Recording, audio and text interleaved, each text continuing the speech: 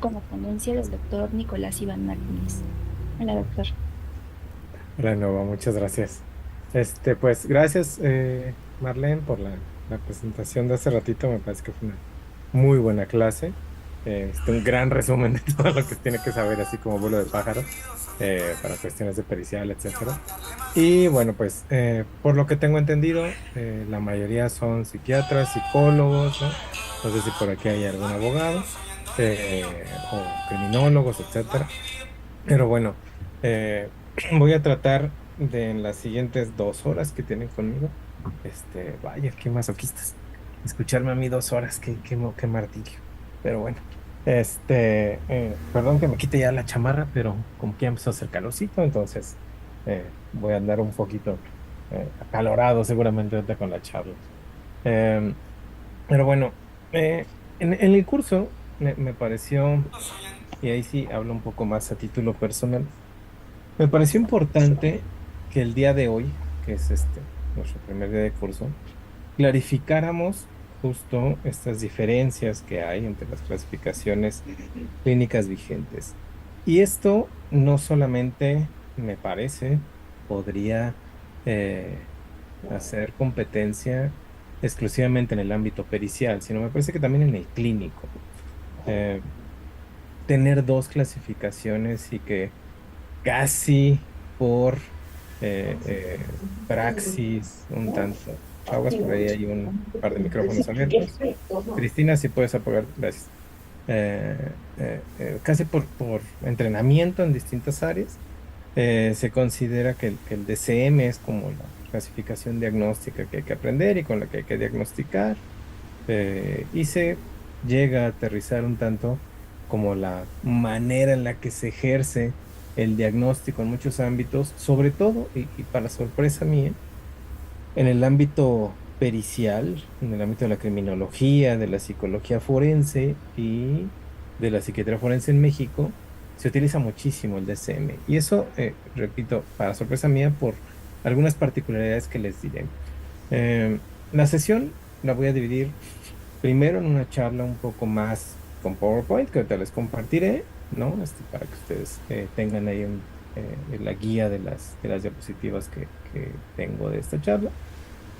Y la segunda parte, me enfocaré en que conozcan una de las dos clasificaciones. Digo, no es secreto, lo he dicho en muchos foros, ¿no? La CIONS. Por ahí les compartimos uno de los artículos de los cuales tuve la fortuna de ser parte, ¿no? De los trabajos de la CIE. Tuve el honor de dirigir el campo clínico de las investigaciones aquí en el Instituto Nacional de Psiquiatría en México. Fuimos uno de los 13 países que participamos en ese artículo que les mandamos, en el que pues, se incluyeron clínicos de todo el mundo, psicólogos, psiquiatras, enfermeras, trabajadores sociales, terapeutas, etcétera. Em, y pues bueno, me parece que ha sido un avance importante en el caso de la clasificación y por eso también se los quería compartir, ¿no? Pero bueno, sin mayor preámbulo, vámonos a la presentación y terminando esta presentación empezaremos a ver la C11. Ok, aquí. Entonces voy a ocultar, déjenme, Sí, está bueno, el de bien. O video, si ahí está, gustan, le ahí ya no los movemos, no se veo y preocupe. ahorita pues ustedes espero me vean. Si de repente notan que a lo mejor la señal se ralentiza, Ok. etcétera, avísenme y apago mi Ajá. video. Sí, está Vale, bien, gorro que me vean. porque. Lo importante es que Ok. me escuchen y que vean las diapositivas, ¿no?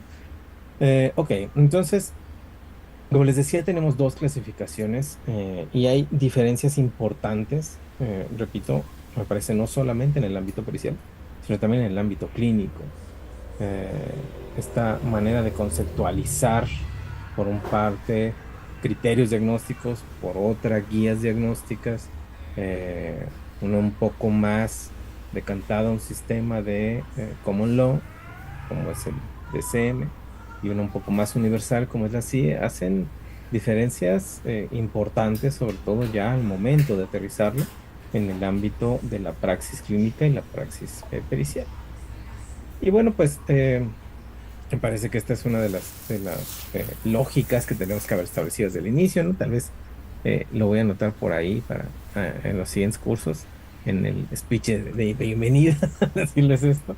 Eh, Salud mental forense para nosotros se ha ido acotando a lo largo de los años, desde que empezamos a hacer esta interacción entre varios investigadores de la Nacional Psiquiatría, con los cuales he tenido el gran privilegio de trabajar en conjunto y de participar en algunas de sus investigaciones y viceversa. Y pues gracias a la orientación que hace ya algunos años tuvo a bien aterrizar la doctora Magdalena Medina Mora, eh, con el origen en el año 2000 de la maestría y el doctorado en salud mental pública, pues esta visión un tanto más global, mucho más aplicada a la resolución de problemas, fue la que me orientó basándome en los objetivos del desarrollo sostenible, sobre todo el objetivo 3 de salud y bienestar. Ustedes lo han escuchado. No hay salud sin salud mental, lo ha dicho la OMS, y es prácticamente cada año que hay distintas campañas, ¿no? El 10 de septiembre es el Día de la Prevención del Suicidio, el 10 de octubre el Día de la Salud Mental, ¿no? A nivel mundial los dos.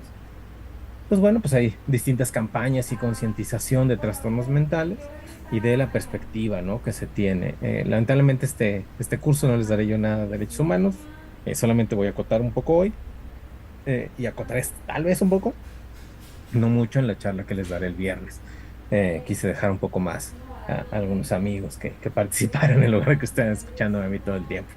Y el otro objetivo que hemos también retomado para la construcción de salud mental forense es el objetivo 16 de paz, justicia e instituciones sólidas, que nos marcan ambos un tanto la trayectoria que tenemos que seguir hacia el 2030, de cómo ir aterrizando en estos indicadores que ha desarrollado la ONU y sus demás organismos, OMS, ONUDC, etcétera, poder ir a cumplir a cabalidad. Lamentablemente algunos ya se han rebasado, en el caso de paz y justicia pues las cifras de homicidios se han rebasado, ¿no? En el caso de salud, pues esta epidemia que se planteaba para el 2030 de depresión y ansiedad, pues COVID-19 nos la adelantó algunos años, ¿no?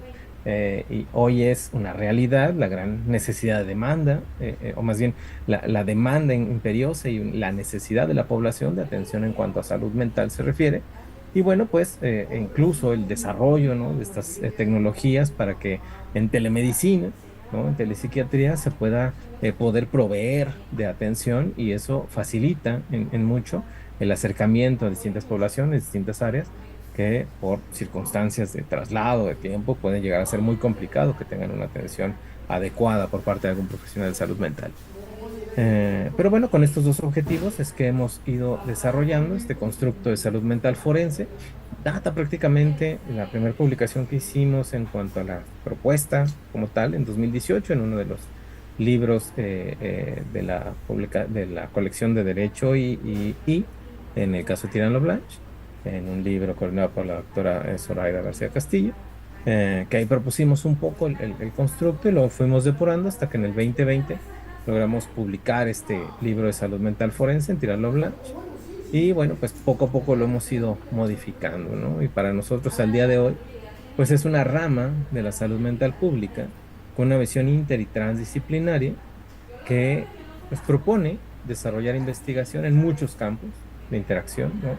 Sobre todo más transdisciplinar como este curso, de ciencias forenses, jurídicas, filosóficas, salud mental, etcétera, para poder llevar a cabo proyectos que den cierta posibilidad, caminos a seguir para los problemas que aquejan en el ámbito internacional y nacional en esta interacción, porque no solamente hablamos de la regulación, ¿no? En el paso del derecho, que es un poco más de mis gustos, ¿no? Mis perversiones, el acercarme un poco más al ámbito del derecho, ¿no? En la Empezó la parte otra, la reunión, teórica, ya estoy pues estoy grabando. haciendo el segundo doctorado en el derecho penal. eh, pero además me parece que también, pues en otras áreas que pueden llegar a ser un tanto más confusas en la interacción y que prácticamente el aterrizar el conocimiento científico y el conocimiento de realmente lo que es un trastorno mental, cuáles pueden llegar a estar involucrados en el ámbito penal, civil, etcétera, que pueda pasar una persona, pues clarifica, ¿no? Un tanto más esta falta de conocimiento y de aterrizaje de este tipo de vertientes que se llegan a tener pues dentro de el ámbito en general, ¿no? Estos objetivos, la salud mental, las adicciones, nos ha dicho ya desde hace algunos años la doctora Medina Mora, que pues está involucrada en 15 a 16 metas, ¿no? O sea, no es poco. En realidad hay indicadores de suicidio, de tratamiento, en justicia, promover sociedades seguras, en la prosperidad, desarrollar economías fuertes, que también es uno de los factores que pueden conllevar un estresor económico, al desarrollo de un trastorno mental, en la pobreza, ¿no? La desigualdad, la falta de equidad, el hambre, etcétera, pues están muy involucrados, que eso es parte de la gran dinamicidad que tiene la salud mental, ¿no? Al ser multifactorial, por algo le llamamos trastornos y no enfermedades, ¿no? Por esta multicausalidad. Y en el caso de estos indicadores del desarrollo sostenible, ¿no? Pues bueno, algunas de las metas que se tienen que asegurar como tal la vida, pues es reducir, por ejemplo, en un tercio la mortalidad prematura por enfermedades no transmisibles, que esas incluyen los trastornos mentales, y también pues fortalecer la prevención y tratamiento de uso de sustancias, incluidos estupefacientes y el uso nocivo de alcohol, que bueno, pues en la lucha continua, ¿no? A nivel internacional, lograr una cobertura de salud universal, que me parece es uno de los principales objetivos de casi todos los países miembros de la Organización Mundial de la Salud y obviamente de la ONU, eh, que se ha ido configurando un tanto con el decreto presidencial del año antepasado, en diciembre, para poder garantizar desde ese decreto y desde algunas modificaciones estatutarias en reformas que se hicieron, pues garantizar un tanto el derecho a la cobertura universal de salud en México, que ya se tenía un tanto, ¿no? Simple y sencillamente se acotó mucho más preciso, y la gratuidad, que eso es algo que genera como tal una posibilidad de cobertura en salud, que bueno, lamentablemente es un plan que no se puede llevar a cabo de la noche a la mañana, eso se irá viendo conforme avance el desarrollo del mismo, ¿no? Y con los tropiezos que se han llegado a tener, pero bueno, ya una corrección, esperemos ahora con el siguiente secretario de Salud, el doctor Kersenovich, pues tengamos una mucho mejor visualización de distintos puntos que hay que corregir, ¿no? También disminuir la tasa de mortalidad de suicidio, ¿no? Incrementar la cobertura del tratamiento con sus sustancias, la cobertura de servicios de salud, etcétera. ¿Y por qué les hablo de todo esto? Bueno, pues porque dense cuenta que en el caso de la salud mental, así como están involucrados 15 de los 16 objetivos del desarrollo sostenible, tiene que ver con prácticamente todas las áreas de la vida. No podemos acotarlo exclusivamente a, como incluso hubo algunas propuestas hace algunos años, aquí déjenme dejar de compartir y regresar con ustedes, tales como la presentación. Hace algunos años, ahí un poco colorario, ha habido ya la propuesta desde hace un tiempo de agregar, por ejemplo, las clasificaciones diagnósticas en la alienación parental, ¿no? Y por ahí hubo una noticia ahí un poco, si podemos decir, mal interpretada, de que la CIA había agregado, ¿no?, alienación parental en la clasificación, lo cual es falso. Alienación parental se ha acotado como un trastorno que se ha vinculado al proceso de divorcio y esta campaña de desprestigio que puede ser un progenitor en contra del otro, ¿no?, como cerebro, que más bien es pues una influencia negativa y que puede acotarse en el caso de nuestro derecho, pues como inclusive un delito, ¿no? Y con la salvedad de obediencia debida de la Ley Nacional del Sistema Integral de Justicia Penal para Adolescentes, si estamos hablando de un adolescente de 12 a 14 años, o como una violencia, ¿no?, psicológica ejercida por los progenitores dentro de esta relación paterno-filial. Pero, ¿por qué traigo a colación esto? Porque no es viable que tengamos un diagnóstico exclusivamente aterrizado en el ámbito judicial. Los diagnósticos tienen que operar en la vida real, tienen que tener un tratamiento, tienen que tener una lógica de una política pública para su atención, detección y tratamiento. Y en eso también ha ido fallando un tanto el DCM, ¿no? Porque esta visión un poco más acotada, la visión anglosajona, muy centralizada en su sistema de salud basado en seguros, en su sistema de justicia basado en jurisprudencia, pues dificulta un tanto la visión más global de poder erradicar ciertos constructos diagnósticos que al día de hoy pues no tienen ningún sentido. Y otro punto es que no han logrado aterrizar correctamente, como sí, y lo ven ahora en sus pantallas, aterrizar estos estudios que se han hecho a través de la OMS y de la FAJO, de la Panamericana, del costo que se tiene, ¿no?, por trastornos mentales a nivel internacional, Ahí se movieron las flechas, estaba tratando de apuntar a México. este, pero de, pues, propiamente los dailies, ¿no? Estos los yields, que son, pues, los años que cuestan y los días que cuestan, ¿no? De la carga de atribuirle a la enfermedad en cuanto a costo de Producto Interno Bruto, de discapacidad, incapacidad, etcétera. Y vean cómo, en el caso de América como continente, pues prácticamente estamos hablando de que los trastornos depresivos y de ansiedad, que son los trastornos más frecuentes, pues son los que tienen una mayor carga, ¿no? Por tanto, pues estamos hablando de una necesidad de tener clasificaciones adecuadas para detectarlos, tratarlos, desarrollar buenas guías de tratamiento, tratamiento en conjunto, un tanto más interdisciplinario, no solamente farmacológico, y decantarnos bien por cuáles serían aquellas personas que requieren un tratamiento y cuáles no, ¿no? Entonces, ese es el punto de partida de una clasificación. Si no tenemos esto, pues difícilmente vamos a poder aterrizar de la manera correcta. Ahora, otra realidad que también nos tenemos que enfrentar en el mundo, ¿no? Que pareciera, insisto, a veces nuestros colegas norteamericanos pues que ven como una burbuja en algunas cosas, es que, pues, en el mundo no somos los psiquiatras que se necesitan. No sé si me explico. Eh, en México somos la cifra paupérrima para la necesidad que se tiene, ¿no? de especialistas en salud mental. Y no tenemos mayores plazas ni lugares donde entrenar, ¿no? Entonces, pues también no se va a incrementar dramáticamente en los años venideros. Sin embargo, sí hay muchas otras áreas, ¿no? Tanto psicología, terapeutas, eh, gente que se ha ido entrenando, ¿no? Desde otras áreas, a poder aproximarse y tratar, ¿no? En los trastornos mentales. Y que me parece que esa es la realidad a la que nos tenemos que enfrentar y también aterrizar de manera correcta, ¿no? Dejando a un lado el egocentrismo que llegamos a tener a veces, y ahí se hablo más de los psiquiatras y de algunos psicólogos, eh, que llegan a entorpecer un poco inclusive esta relación un tanto más dinámica con otras especialidades, ¿no? Hay estadísticas, ¿no? Estudios que se han hecho en el consorcio de Survey, de World Mental Health, que han establecido que pues, el 19% de las personas con trastornos hicieron contacto con servicios, ¿no? En el último año, ¿no? Y se han ido acumulando y muchos de ellos no son atendidos correctamente, ¿no? Y estamos hablando de estas praxis en ámbitos públicos o privados, en donde se descarta el trastorno mental, en donde por estigma se llega a generar una alteración propiamente mayor, ¿no? Por la agresión o inclusive el inyectarles en la alemana, ¿no? Para que no regrese a las 3 de la mañana por un ataque de pánico. Les inyectan agua inyectable con alcohol y eso nada más duele, no cura.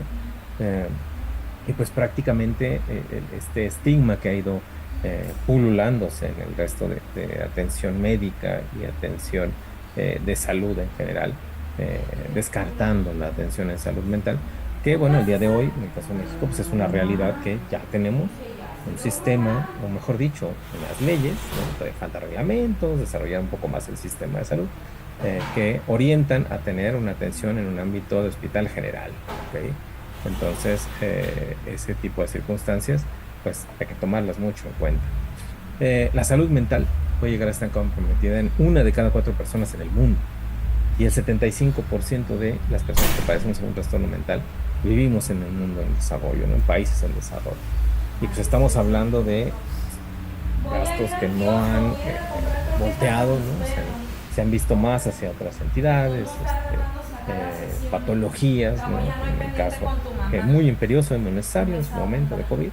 Pero bueno, pues la salud mental históricamente ha tenido poco involucramiento de gasto en salud, de incremento de Producto Interno Bruto, el presupuesto que se puede utilizar. Y el otro sentido en el caso de esta parte presupuestal, pues no solamente gastarla dentro de ya las intervenciones terciarias, ¿no? Que es el tratamiento, los psiquiátricos, hospitales, médicos, enfermeras, etcétera, sino también en acciones comunitarias, en modificaciones del tejido social, de una reconstrucción mucho más necesaria, por esta necesidad también de que no solamente se deba tratar, ¿no? Hasta ya las etapas un tanto más tardías o difíciles que puede llegar a tener una persona con trastorno mental, sino detectar desde etapas tempranas, prevenir inclusive algunas comorbilidades o alteraciones o incluso una progresividad dañina, sino además poder tener un tejido social sustentable hacia la prevención de trastornos mentales y la inclusión de personas con trastornos mentales. Pues bueno, pues por eso también esta necesidad de hacer modificaciones, ¿no? En atención. ¿Y por qué? Para decir, bueno, ¿y este cuate y ahora qué le dio, no? Por hablar de todo esto. Pues es que, les decía, o sea, 15, 16, 17, dependiendo de las que quieran contar, ¿no? Eh, de los objetivos, están involucrados con atención en salud mental, con el desarrollo de trastornos mentales, el trauma, los desastres, el clima, el acercamiento de agua, el consumo responsable, la contaminación, ¿no? El propio plomo, incluso contaminación atmosférica, pues está relacionada. Hay algunos estudios que ya han demostrado la mayor frecuencia de algunos trastornos mentales con mayor contaminación ambiental, aunado a la cantidad de plástico que comemos todos los días, ¿no? Y otros factores que pueden estar, están muy relacionados, no pueden estar, están muy relacionados.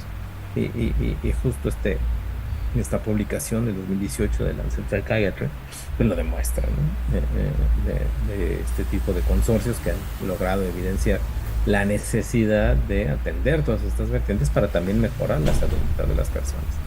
Y es que al no tener esta visión global, por lo tanto, podemos llegar a seguir manteniendo una visión o una construcción de trastornos mentales muy acotada a una realidad pues ya un tanto efímera para el siglo XXI, un tanto más, más inclusive romántica, si lo quieren ver así, que no le veo nada romántico, pero un poco más filosófica o poética, mejor dicho, de que pues, simple y sencillamente hay que modificar dos o tres factores o que una cosa va a llevar directamente a un trastorno, una circunstancia, un trastorno, cuando la realidad es mucho más compleja, ¿no? Y por lo tanto necesitamos comprender mejor cómo son nuestros trastornos mentales, que puede llegar a padecer el hombre, para responder adecuadamente ante una pericial, ante un actuar clínico, ante justo cómo vertirlo en un interrogatorio contra interrogatorio, o en un dictamen ya físico,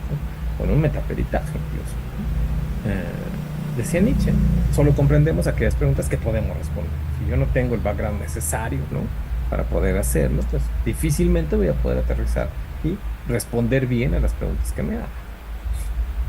Hace prácticamente ya más de un siglo, estamos hablando de inicios del siglo XX, hubo un matemático que fundó un movimiento, Husserl, fundó un movimiento en la fenomenología, ¿no? Y él lo aterriza como un estudio de fenómenos, entendiendo el fenómeno como experiencias de la conciencia, lo que está inmediatamente presente en la conciencia, sin prejuicios, sin preconcepciones.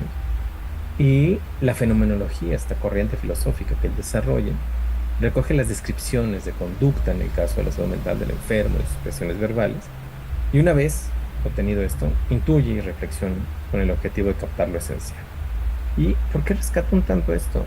Porque el método de la fenomenología, que ayudó en su momento y que sigue ayudando al día de hoy a examinar contenidos de conciencia, yoicos, determinar si son reales, ideales, imaginarios, etc.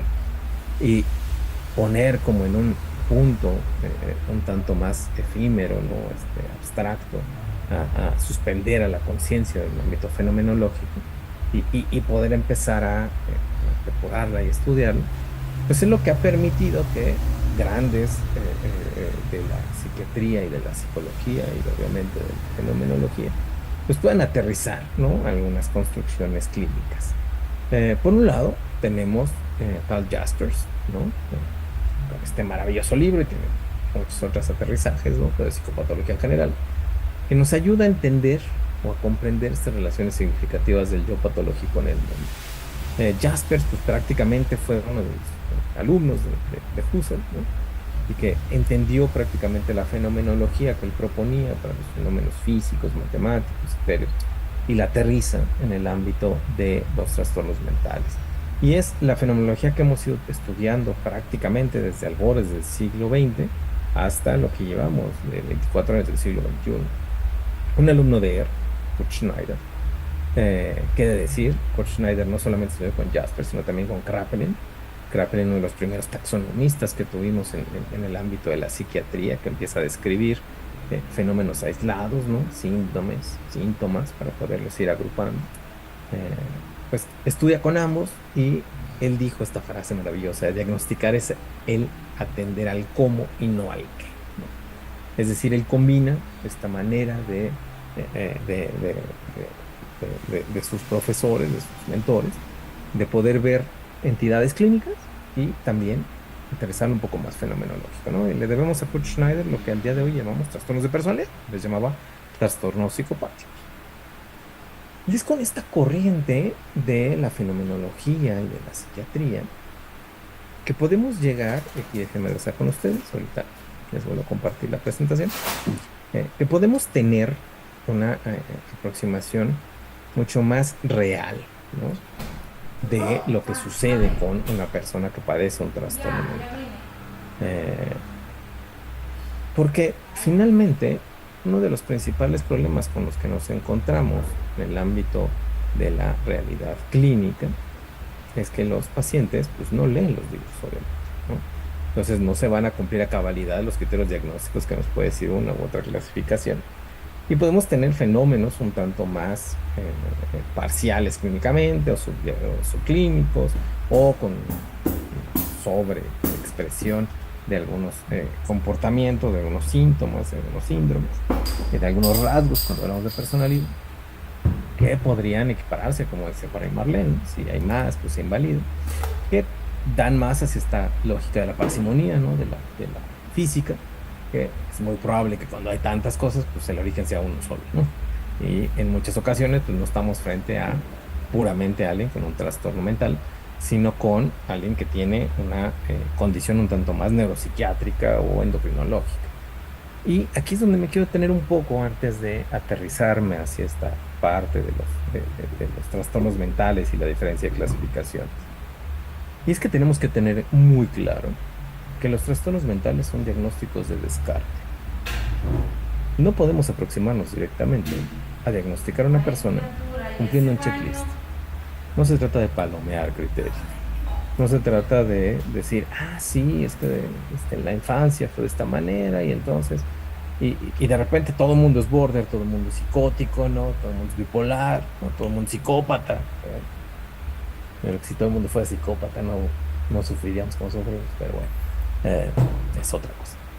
En el caso específico de el diagnóstico en psiquiatría, y ahí sí me voy mucho más al área, pues tiene que ver con esta lógica del procesamiento mental que tenemos los médicos. Y ahí, a ver, a diferencia de otras profesiones, el médico funciona a partir del diagnóstico. No tenemos elementos suficientes para diagnosticar, no logramos aterrizar el tratamiento. La lógica del proceso de pensamiento médico es general, tener un diagnóstico para, por tanto, desarrollar una guía, un tratamiento, un curso, ¿vale? Y por tanto, tener como tal una posibilidad de generar una mejoría, una modificación de estos síntomas o incluso cura, ¿no? De algunos de mis colegas médicos, no, es que lo único que cura es el cuchillo. Eso es falso. Ok, hay trastornos mentales que se curan. Pero si hablamos específicamente de entidades clínicas nosológicas que puede aterrizar el hombre para tratar al hombre, pues la lógica del pensamiento médico es a partir del diagnóstico. Y por eso nuestro entrenamiento es a partir de la normalidad, la patología, y a partir de la patología dividirlo, ¿no? Como fragmentos, acomodarlo en cajoncitos, decir, bueno, esto va aquí, y esto es gastro, esto es neuro, esto es oftalmo, esto es derma, ¿no? Y entonces, de repente, por enseñanza y dividiendo por aparatos y sistemas. La realidad es que el paciente puede tener de muchas cosas al mismo tiempo y entonces de repente no nos ponemos de acuerdo. Y el punto específico en el caso de los diagnósticos psiquiátricos es que tenemos que tener en consideración algo muy importante. Hay muchos fenómenos clínicos de otros aparatos y sistemas que pueden llevar a cabo tener algún trastorno mental comórbido o pueden desarrollar síntomas psiquiátricos. El mejor ejemplo que siempre pongo es la tiroides. La tiroides está hablando de la glándula pituitaria, ¿no? que ya es extirpado, pues no, pero nosotros todavía la tenemos. Funciona metabólicamente, nos ayuda a regular ciertas funciones más allá del metabolismo.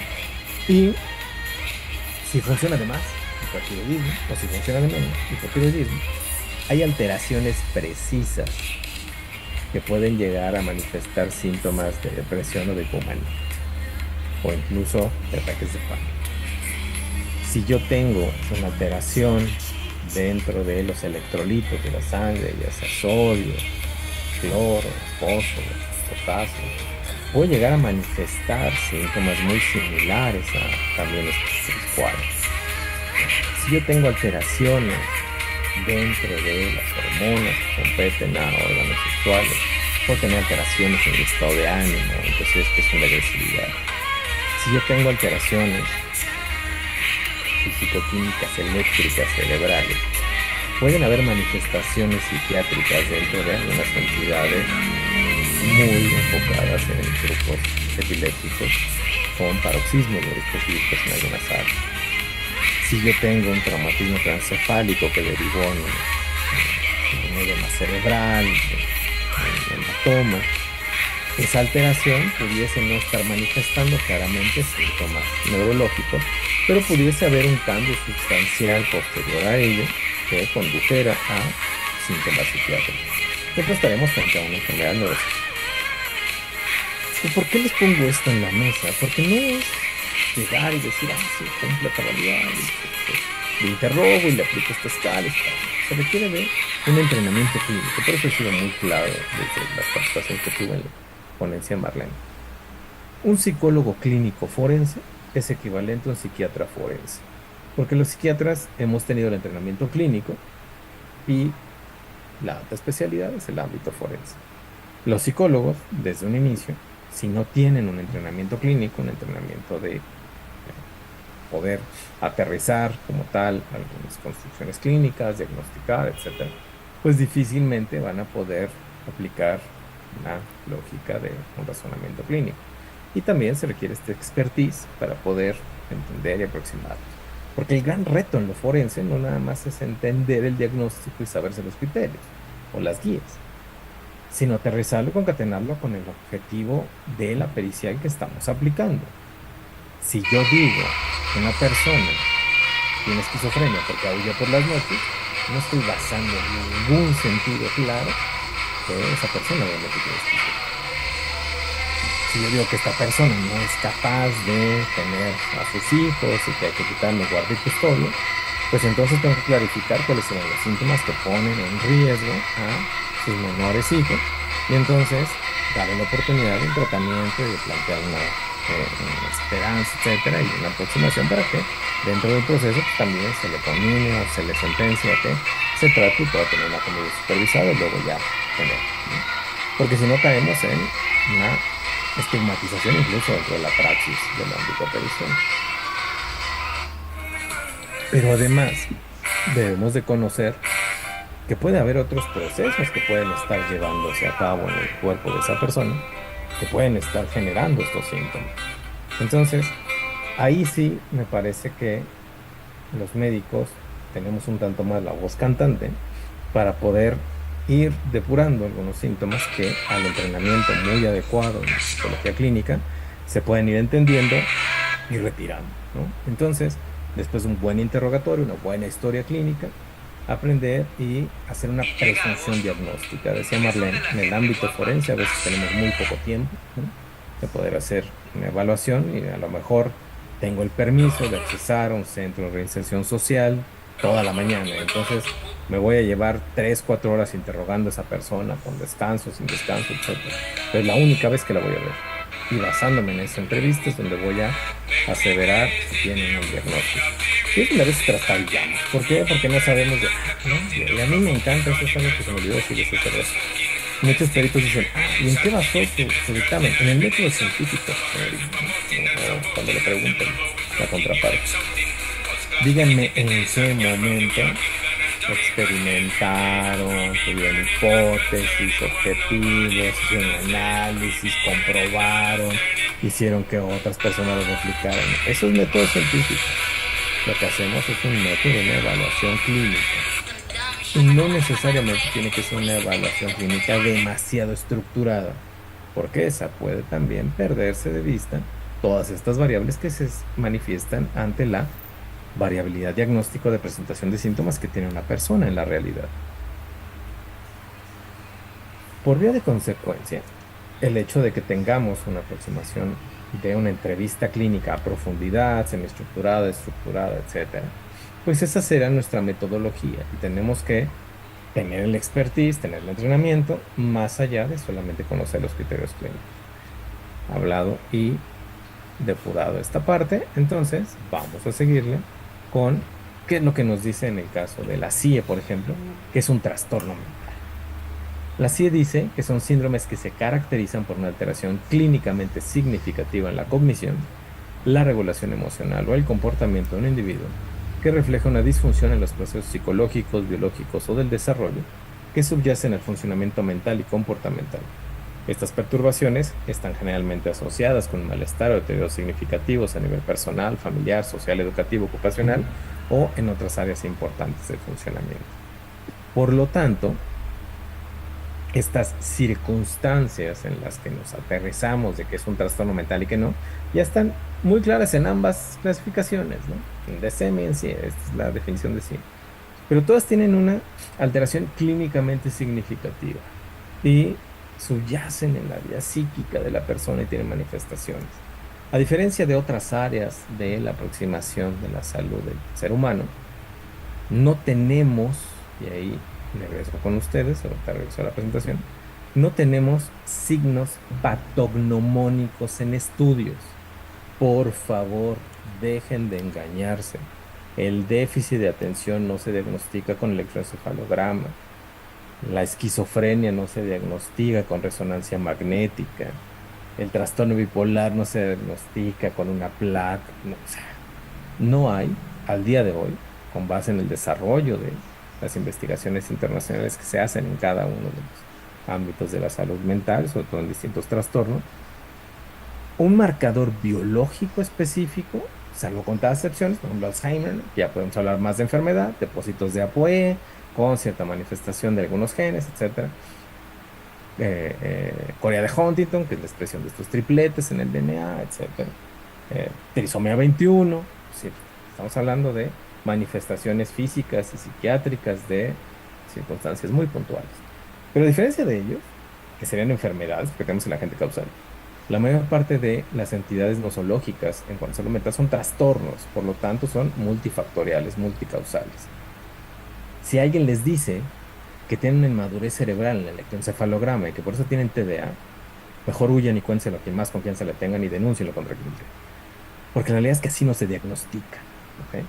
Y por eso también un poco ahí mi lucha con esta concepción que ha tenido, digo, lo voy a hablar un poco más el viernes, ¿no? Con esta ponencia que hablará de inimputabilidad.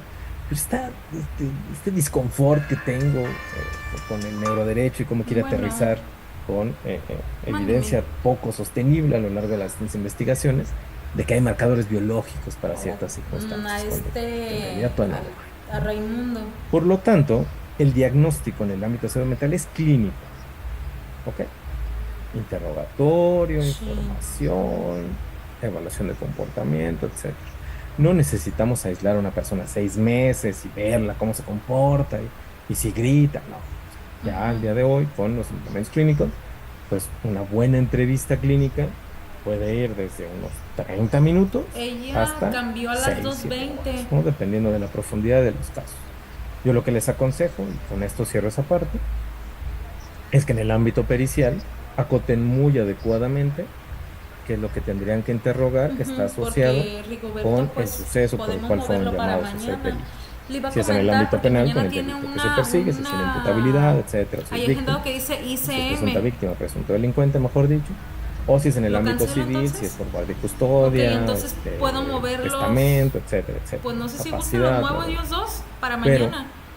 en el ámbito Y la de preciso las 2:20, necesitan, por lo tanto, y la de las leer el 2:20, expediente previamente. lo Jamás vemos. vayan a hacer una pericial sin Ok. haber leído el Sí, expediente está público, bien. Si no la puedo recorrer porque un entonces van poquito a más. ciegas.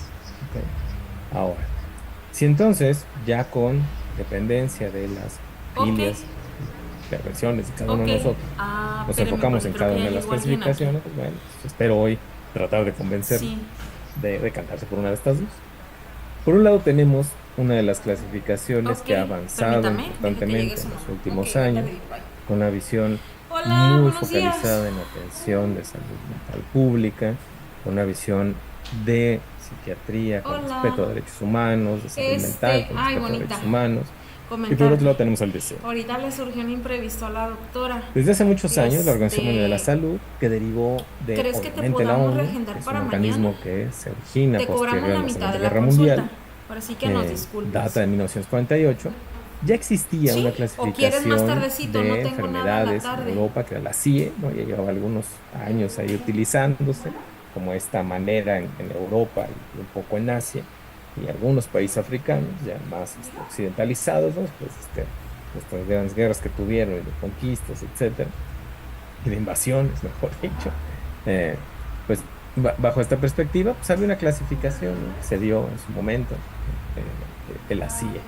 Es cuando existe ya posteriormente la Organización de la Salud que adopta esta clasificación y por lo tanto le da el carácter de mucho más global. ¿Ok? ¿A qué hora teníamos tarde? No Más solamente tarde sería quiero que piensen que pues a las como este cuate 5:20. trabajó con los de la OMS, entonces dice que el O te deseo, te lo regendo para me mañana. baso en datos y me baso también en razonamiento probatorio que tengo un poco más establecido para lo que estoy diciendo. ¿Mañana? Porque a nivel internacional, muy a mañana, pesar de lo que ¿a nuestro qué hora te microuniverso gustaría? ¿Más consideremos, temprano o más tarde? la clasificación que más se utiliza no es el deseo. Y esto lo demostró el hora? doctor Reed y sus colaboradores La desde verdad, una 2011, disculpa, antes lo que de pasa que ahorita empezar los tuve un grandes imprevisto trabajos y, que se de hicieron hecho, donde de andaba la ella, CIE 11, venía en donde manejando. en la mayor Hubo parte del un territorio mundial se accidente y no utiliza los han la dejado clasificación circular. internacional de enfermedades, Entonces, en algunos la CIE 10, en algunos otros sí todavía me llamó lamentablemente ahorita, CIE 8, me CIE dice, 9, coméntale y a en la mamá algunos del el pequeño DCM, para que el 4, que ¿no? En su momento, todavía no estoy estaba el aquí DCM. atorada. ¿En cuáles son estos países donde más se ocupa el DCM? Pues obviamente los que Listo, tienen una ya te visión lo un poco más de reagendé. common law, ¿no? O una visión más anglosajona. Estados Unidos, obviedad, ¿no? A la misma hora, a las 12:20. Pero a nivel internacional y por ley, utilizamos más la CIE. Y déjenme regresar con ustedes a hablar de por qué por ley. Cuando ustedes, aquellos que son médicos, ¿no? Hicieron su servicio social, teníamos que aterrizar en unas hojitas, pero igual ¿no? cualquier cosa te Una mando un especie de mensajito. estadística de las consultas que habíamos. Entonces, bajo esta estadística que se utiliza en todos los centros de salud, todos los como usted centros de guste. atención pública de cualquier ámbito de la salud física y mental del ser humano,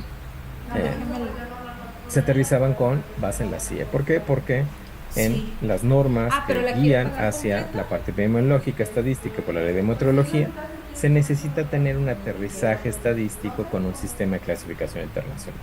Y México, al ser parte de la ONU y Mire, estar si gusta también dejar parte así, de la OMS, ya mañana tiene la quien lo obligación traiga, de quien lo reportar traiga, en su sí. papá. Entonces, terminamos utilizando ambas clasificaciones. Uno de los argumentos más fuertes que yo he establecido con el utilizar la CIE versus el DCM ha sido justo esto. Por ley no dice que se tiene que utilizar el DCM. Por ley dice que tenemos que utilizar para fines estadísticos de todas las enfermedades del ser humano la clasificación internacional de enfermedades vigente. Por lo tanto, pues ahí sí es un tip que les puedo dar de cómo argumentar, ¿no? ¿Y por qué utilizaste este? Ahí pueden investigar cuál sea en su momento la norma vigente, la ley estatal, etcétera, y con base en eso ir argumentando por qué la hacía, ¿ok? Pero bueno, a fines estadísticos y a fines de investigación, está demostrado que es la clasificación internacional más utilizada. Ahora, hay grandes diferencias de cómo se realizan ambas clasificaciones. Y primero me voy con el DCM. El DCM se produce exclusivamente por una asociación nacional, que es la Asociación Psiquiátrica Americana. Se produce por y para psiquiatras. Se produce en inglés, sobre todo el inglés norteamericano. Se aprueba exclusivamente Hola, por buenas el tardes. Comité de DCM de la Asociación Disculpe, Psiquiátrica le Americana marqué porque y cubre tuvo un exclusivamente imprevisto la trastornos mentales. psicóloga. Ahorita les diré cómo se hace. Me comenta que La si CIE gusta que se lo reagendemos produce para mañana por un temprano. ámbito de una agencia que es la OMS, ¿no? Que pertenece a las Naciones Unidas. 9:40, Es abierta ¿está bien? y es un recurso que se puede muy utilizar amable, por todo el gracias. público.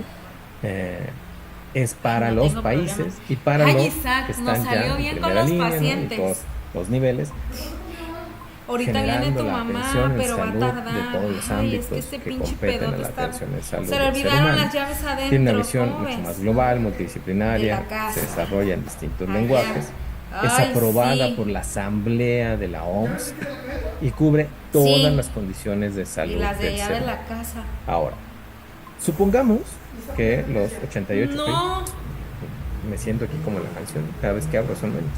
Espero que no se estén aburriendo. no, pero... Y bueno, si están roncando, como que no tienen ahí los micrófonos abiertos, si no van a despertar a los demás. En el ámbito específico de cómo se Camila hace el Lisset. DCM, supongamos que todos los que estamos aquí somos Déjame, le expertos hablo en a un la de trastorno Camila mental, Lisset. digamos trastornos de persona. ¿Sí? Entonces, lo que hace la Asociación Psiquiátrica Americana No está es un cargando la mecanismo tableta. de desarrollo de la clasificación bottom-down. Chécala. Es decir, se junta un Ah, consenso de la expertos tableta. y se establece claramente si hay un consenso, Bueno. cuáles son los criterios diagnósticos. Hola, buenas ¿no? Y así tardes. como cuando Disculpe, fallece nada más renuncia un para papa, ¿no? avisarle de Hasta que que la no haya humo psicóloga blanco no tuvo nos vamos un todos. imprevisto. Hasta que todos nos No pongamos sé de si acuerdo, pudiéramos recorrer su cita todos un somos poquito expertos, más. todos pertenecemos más a la APA, tardecito. todos vivimos en Estados Unidos o en Canadá o en Inglaterra o en Australia, somos invitados, Chin, estamos ahí formando parte de híjole. este advisory board. ¿Cree que le pueda Si marcar no al nos otro número del que salimos me como llamara? Moisés, con las tablas, ¿no? Y aquí están los criterios y diagnostiquen humanidad. Hasta Ay, que no hagamos jole. eso, no tenemos criterios diagnósticos. Y en ese debate, muchas veces se llega a perder esta ¿Qué visión un número tanto más tiene la aterrizada otra de la persona? realidad clínica que los que estamos en primer Sí, por contacto. favor, digamos. para que no, para que no dé la Y hasta vuelta ahí de se bata queda y que la el pueda DCM. atender la Es una de doctora las un poquito grandes más que tardecito. genera esta visión de bottom down y de una lógica de construcción de criterios Ajá, ¿qué número diagnósticos tiene? a partir de Ajá. como se originó hace ya muchos años.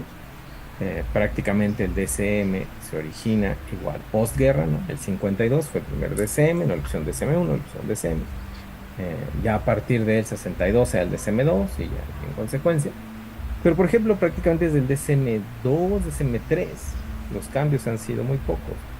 El DCM5, que es el antecesor al DCM5TR, pues tiene una gran crítica a nivel internacional, sobre todo en el ámbito de adicciones, por ejemplo. NIDA, este instituto que se dedica al estudio de adicciones en Estados Unidos, dirigido por la doctora Nora Volkow, pues rechazó estas propuestas de trastornos por uso de sustancias No que se emitió el preocupe, nada DCM5 más ante las propuestas que díctemelo, habían por hecho desde hace favor. tiempo en el DCM4, porque no servían para la realidad clínica ni ¿Cree para que las sí quiera investigaciones que le estaban haciendo ellos. reagendemos? Por lo tanto, siguen utilizando ellos Lo que clasificación pasa y tienen que mucho ahorita empezaron a utilizar ella venía las manejando en carretera y tuvo un imprevisto, Pero un ese es un accidente, ejemplo. entonces El gran no problema es del tan DCM probable ahorita que es llegue que la desde el psicóloga. DCM3 los criterios diagnósticos han sido exactamente igual. A, B, Es por C. eso que me comunicaba con la persona. Si no Déjeme cumple uno, checar de qué número me Si marcó cumple esa este, entonces persona. no es. Y si ahorita cumple le este, digo. pero este también El lo cumple, entonces no. 122, 46, 98. La manera cuasi estadística que tiene Déjale- de establecer los criterios diagnósticos, el DCM, tiene una lógica de origen.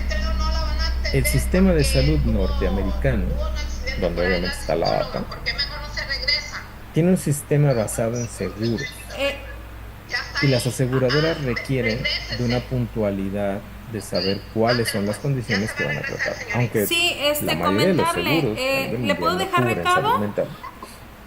El ¿Le puedo sistema de dejar salud recado para que le está avise muy a la mamá de enfocado la en paciente? seguridad contratada por una persona, salvo contadas excepciones como el mental care que hizo Ah. Obama hace algunos años, que es para población que no Ajá. tiene recursos, ¿no? Que el Estado Ajá. proporciona sus servicios. En realidad se necesitan criterios diagnósticos para ir depurando, ¿no? Ajá. Entonces su lógica es un poco escalonada, de ir cerrando un poco el espacio y la brecha ok. hasta que cumple todos estos criterios, entra para acá. Sí, ajá, Y el mire otro señora, punto le también de comento origen esto. es el sistema de justicia norteamericano. El La sistema puede de justicia atender la norteamericano, a doctora diferencia más del de nosotros, tardecito. se basa Como a la, por origen, como a que las son como el OMS, 5:20. somos Está civiles, bien para que no la se basa dé, mucho para más que en no le dé mucha jurisprudencia y en vuelta. cómo se van por ¿La puedo juicios recorrer definiendo, entonces para que se la decidiendo cada atiendan a caso, las es decir, 5:20? como con los antecedentes Ok, jurisprudenciales señora, se muy fueron amable y decidiendo gracias. casos Una similares, disculpa. y entonces se toman decisiones convenciendo Hasta al luego. jurado y por lo tanto el jurado es quien dictamina cuál es la sentencia y el juez solamente la ley y hace algunos ajustes. Pero bajo esa lógica, ese esquema, tiene varias puertas cerradas y varias áreas que están ancladas, ¿no? Una de ellas son los sistemas de justicia anclados a salud mental para inimputables, sobre todo. El constructo en Estados Unidos es Not Guilty by Reason of Insanity Defense, eso lo hablaré el viernes. Pero también tiene otro constructo que es Guilty but Mentally Ill, que está muy anclado a agresores sexuales, por ejemplo, ¿no? Y a estos centros de tratamiento de agresores sexuales, y estas supervisiones y estos registros, etc. Sin embargo, el sistema igual en el caso de lo civil, que es el de tutelas, pues también tiene muy acotado a si cumple estos criterios diagnósticos, entonces es una persona que necesita un tutor, ¿no? Que no puede decidir por sí mismo. Y entonces es suficiente para poder empezar un proceso, etc. Bajo esta lógica, el DSM está anclado, ¿no? Como si fueran tenazas de esas dos cosas. Y si mueve una coma, pues Mándeme. entonces hay repercusiones en esto. Ah, no, todo Difícilmente está han bien. logrado Ya reagendé los modificar, pacientes que no alcancé a ver. quitar Y diagnósticos. para Lo la que ha tarde hecho quedó el DSM Camila. desde hace ya varios años. Y la de línea, pues Déjenme la aquí voy mostrarles un poco. a mover un tantito Es más. incrementar el número de Ok, diagnósticos. mamá de Manuel pagó Hoy la en mitad día, de la consulta ya. la cantidad de diagnósticos que tiene el Ya no le va a cobrar, DSM-5TR, que ¿verdad? es el Más. vigente, Ok, que es está decir, bien. solamente está en inglés, Sí, el bye. manual completo. Los criterios diagnósticos ya están en español. El del DSM-5, el DSM-5TR todavía no sale en español. Eh, pues han ido incrementando el número de diagnósticos, ¿no? Esa es otra de las dificultades que tiene. Pero aquí hay algo que no tiene el manual diagnóstico, que pocas veces mis colegas forenses se dan cuenta. Tiene este statement de el uso forense, ¿no? Y bueno, pues, para quienes lo tengan ahí, el DSM grande, conforme ha ido incrementando el número de DCMs, desde el DCM2 hasta el DCM5TR, ¿no? Que es DCM2, DCM3, DCM3R, DCM4, 4R, 5, 5R. Y a partir del 5 son números arábigos, no lo escriban con romano, que ese es un error muy común. Eran romanos hasta el DCM4. El warning para forense ha ido incrementando en páginas. Hoy me parece que son como 13 o 15 páginas ya. Y el resumen es úsese bajo su propio riesgo. El DSM propiamente, la Asociación Psiquiátrica Americana, advierte que para el uso forense hay que tener mucho cuidado. Pero como eso no viene en los criterios diagnósticos que nos traducen al español, ¿no? La editorial de APA, pues entonces aquí en esta tropicalización que hacemos, que ese verbo, ¿cómo me fastidia? En esta tropicalización que hacemos de conocimiento, pues utilizamos los criterios y no nos damos cuenta, ¿no? Entonces ahí andamos con los criterios diagnósticos para todos lados. Y ahí tiene grandes problemas, porque el DSM, bajo esta advertencia, pues ha tenido grandes problemas ya al día de hoy por no aterrizar ciertas figuras y por mantener otras que se cargan de estigma, ¿no? Una de ellas, la condición trans, ¿no? Y otra de las grandes críticas, por ahí veía yo una de las preguntas, y que por eso no la respondí en su momento, ¿no? Sino más bien quería yo meterlo hasta acá. Estas ideas de los criterios de dominio que se propusieron para el desarrollo del DSM-5. La realidad es que las investigaciones que se fueron conduciendo para poder desarrollar criterios, se habían propuesto que incluso para el DSM-5 iban a haber indicadores de neuroimagen genéticos, íbamos a tener prácticamente una revolución en psiquiatría, de aterrizarlo ya mucho más biológico. Pues la realidad es que eso no va a ser posible, por lo menos en corto plazo. Y los criterios de dominio de investigación han servido para poder ver fenomenologías de síntomas o de síndromes que comparten algunos trastornos, pero no han servido al día de hoy para poder aterrizarlo completamente con las construcciones del DSM, por eso no lo utilizaron, a diferencia de lo que se hizo en sí. Por eso los criterios de dominio también se llegan a utilizar en sí. En el caso de el DSM, cuando sale el DSM-5, todos esperanzados en que tuviéramos ahí marcadores de neuroimagen, genéticos, etc. Y al no salir, bueno, pues hubo rechazo masivo, ¿no? Salvo los muy fieles al DSM, que han seguido ahí utilizándolo. Pero al día de hoy tiene más de 3 veces el número de diagnósticos que tuvo el DSM-2, sigue conservando figuras estigmatizantes, y a diferencia de ediciones pasadas, cuando estaba la CIE 10, que había una concatenación, que ustedes seguramente han visto, ¿no? Cuando hay un diagnóstico en el DCM, se tenía un A, bueno, y la F tal, ¿no? Y entonces la F significaba la correspondencia que se tenía con la CIE-10. Hasta la CIE-10 había una correspondencia. Hoy ya no existe. ¿Por qué? Porque la CIE-11 ha cambiado muchísimo la manera de ver la salud mental y eso ha ido desfasando el DCM. En teoría, hasta en el DCM-6 se podrá ir haciendo algunas cosas. En el DCM-5 TR le dieron entrada al doctor Michael First, que fue del grupo de CIE-11, y modificó algunas cosas, agregó el grief disorder, de duelo, agregó ahí algunos criterios, pero no le permitieron hacer los cambios sustanciales que hubo en CIE, por ejemplo, como en trastornos de personalidad, parafílicos, etcétera, ¿no? Que para el ámbito forense pues, es un gran problema, porque seguimos utilizando el DCM con figuras que tiene todo el manual diagnóstico del no especificado. Y ese le sirve mucho a los abogados, sobre todo en Estados Unidos. Y perdónenme el lenguaje un tanto más, pues, pero esas son chicanadas. Utilizan ese tipo de argot, ¿no?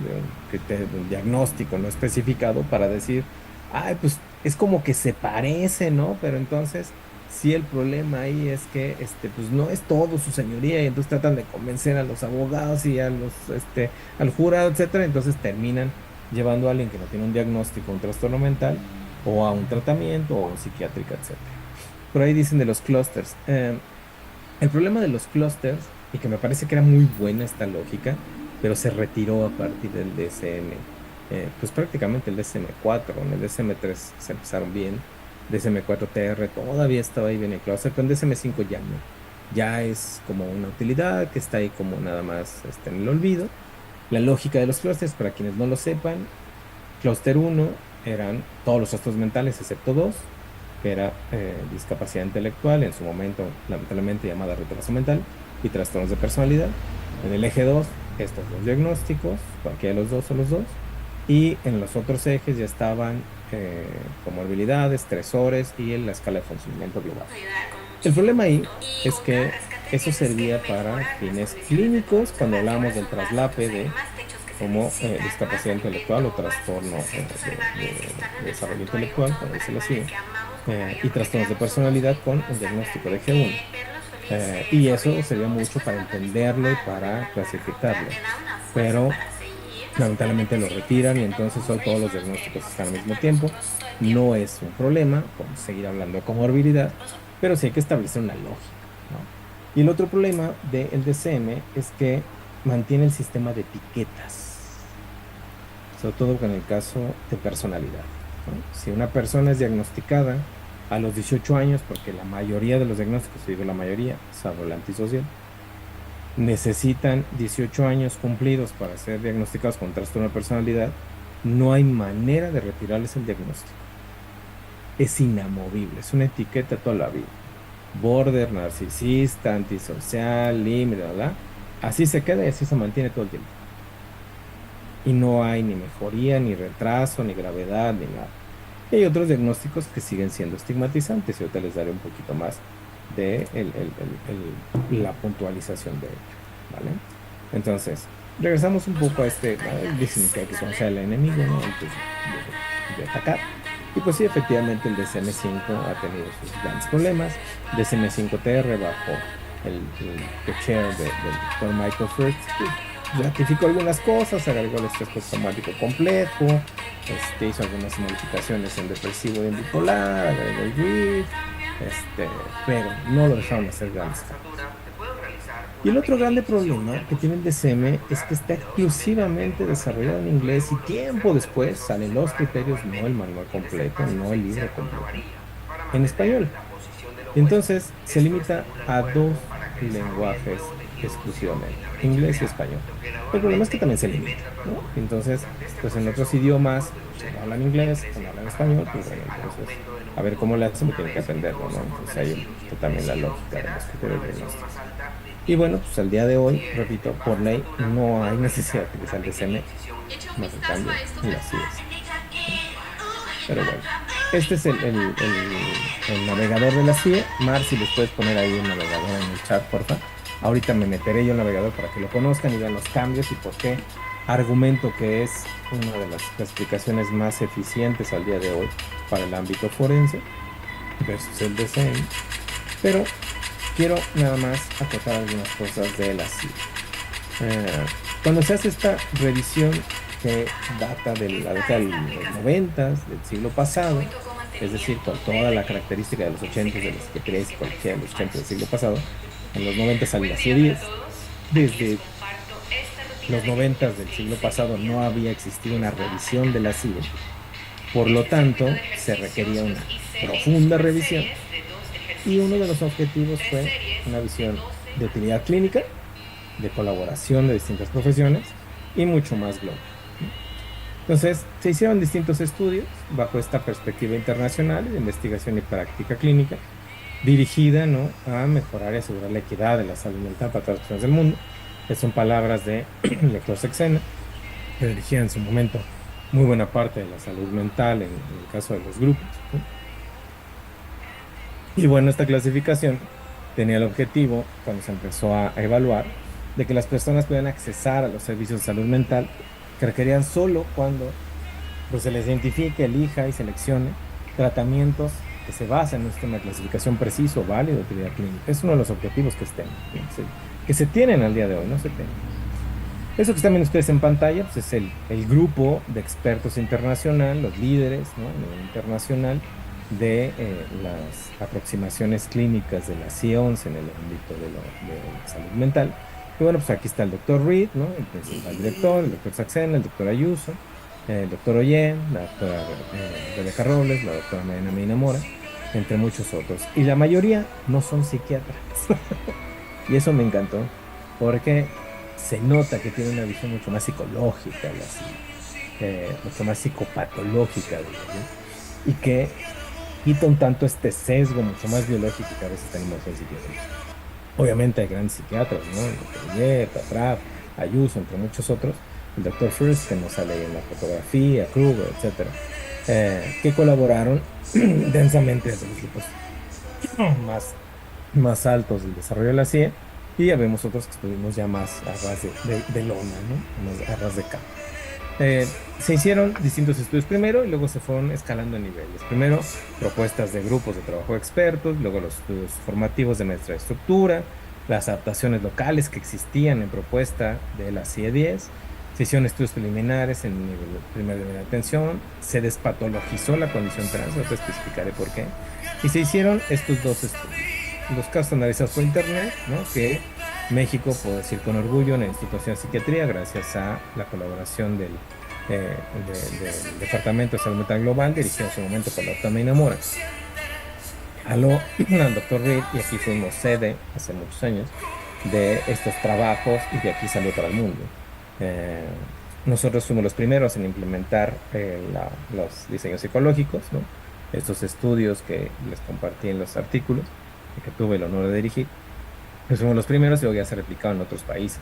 Y también desde aquí se empezó a trabajar con la Universidad de Columbia y con la OMS, muchos de los estudios basados en internet, ¿no?, con guías de práctica clínica y con viñetas, así como el que les enseñaba Marlene de que hicimos con algunos actores del sistema de justicia.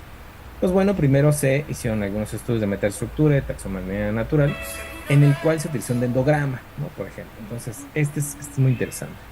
En este consenso de expertos, así más o menos como el que hace la CIA con el DSM, la CIA reúne expertos a nivel internacional de distintas especialidades en salud mental en un tema, ¿no? Por ejemplo, los de uso de sustancias. Entonces, a nivel global, empiezan a discutir de, oye, a ver, vamos a ver, ¿cuáles son los trastornos por uso de sustancias? ¿Son estos? Ah, sí, pero ¿qué crees? También debería de haber unos que se llamarían trastornos por comportamiento adictivo o conductas adictivas, que es el gambling, ¿no?, la ludopatía. Y la ludopatía puede ser juegos de apuestas o de videojuegos. Ah, ok, ¿y qué evidencia tienes? No, pues mira, aquí tenemos esto y hemos hecho esto otro y nosotros también lo hemos visto. Ah, ok, entonces se hace la propuesta. Y eso es lo que permite que primero se acerque y se empiecen a proponer guías diagnósticas, que esa es la otra gran diferencia entre CIA y DSM. Las CIA son guías, el DSM son criterios. Otro gran problema que había a nivel internacional, entre muchos otros, ¿no?, era esta gran diferencia entre trastornos de personalidad que existía entre la propia CIA-10 y el DSM. sobre todo con el esquizotípico. Y la discusión a nivel internacional siguió sosteniendo lo que les ha dicho desde hace muchos años. El esquizotípico no es una persona con un trastorno de personalidad, es una persona con un trastorno psicótico que camina hacia la esquizofrenia o algún trastorno psicótico crónico. Nada tiene que ver con la personalidad. Entonces se separó, como ha estado históricamente la CIE, a diferencia del DSM, ¿no? Que es uno de los errores. Ahí es un poco más de construcción de teoría, ¿no? De cómo lo han generado ellos, pero a nivel global pues, no hay evidencia que lo sustente, es una de las grandes críticas. Se hicieron también estos estudios en la red de práctica clínica global, en donde se hicieron basados en internet, con viñetas, etcétera, en las guías. Y bueno, participamos de muchos países, de 43 países, ¿no? Esta fue una gráfica de 2015, ¿no? Pensamos en estos estudios. Obviamente pues, se agregaron muchísimos más, ¿no? Nos ganaron siempre los chinos, como en las Olimpiadas, ¿no? Los chinos aportaron con muchos clínicos, a diferencia de Norteamérica, etcétera. Pero bueno, pues ahí estuvimos haciendo nuestros pininos, ¿no? Con algunas aproximaciones desde Europa, etcétera.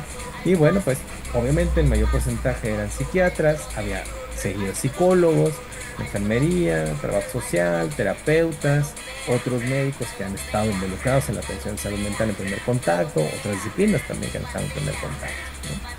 Y bueno, pues ahí es un poquito el porcentaje que en su momento tuvo México, ¿no? Llegamos, si mal no recuerdo, casi a los 800, que logramos introducir a los estudios, que invitábamos en todos lados, ¿no? La APM, en las reuniones, en las sesiones, en las redes, etcétera, ¿no? Invitamos en todos lados donde hubiera psicólogos, psiquiatras, terapeutas, etcétera. Y bueno, estos estudios ayudaban a tener un poquito más de los juicios clínicos con base en los borradores, ¿no?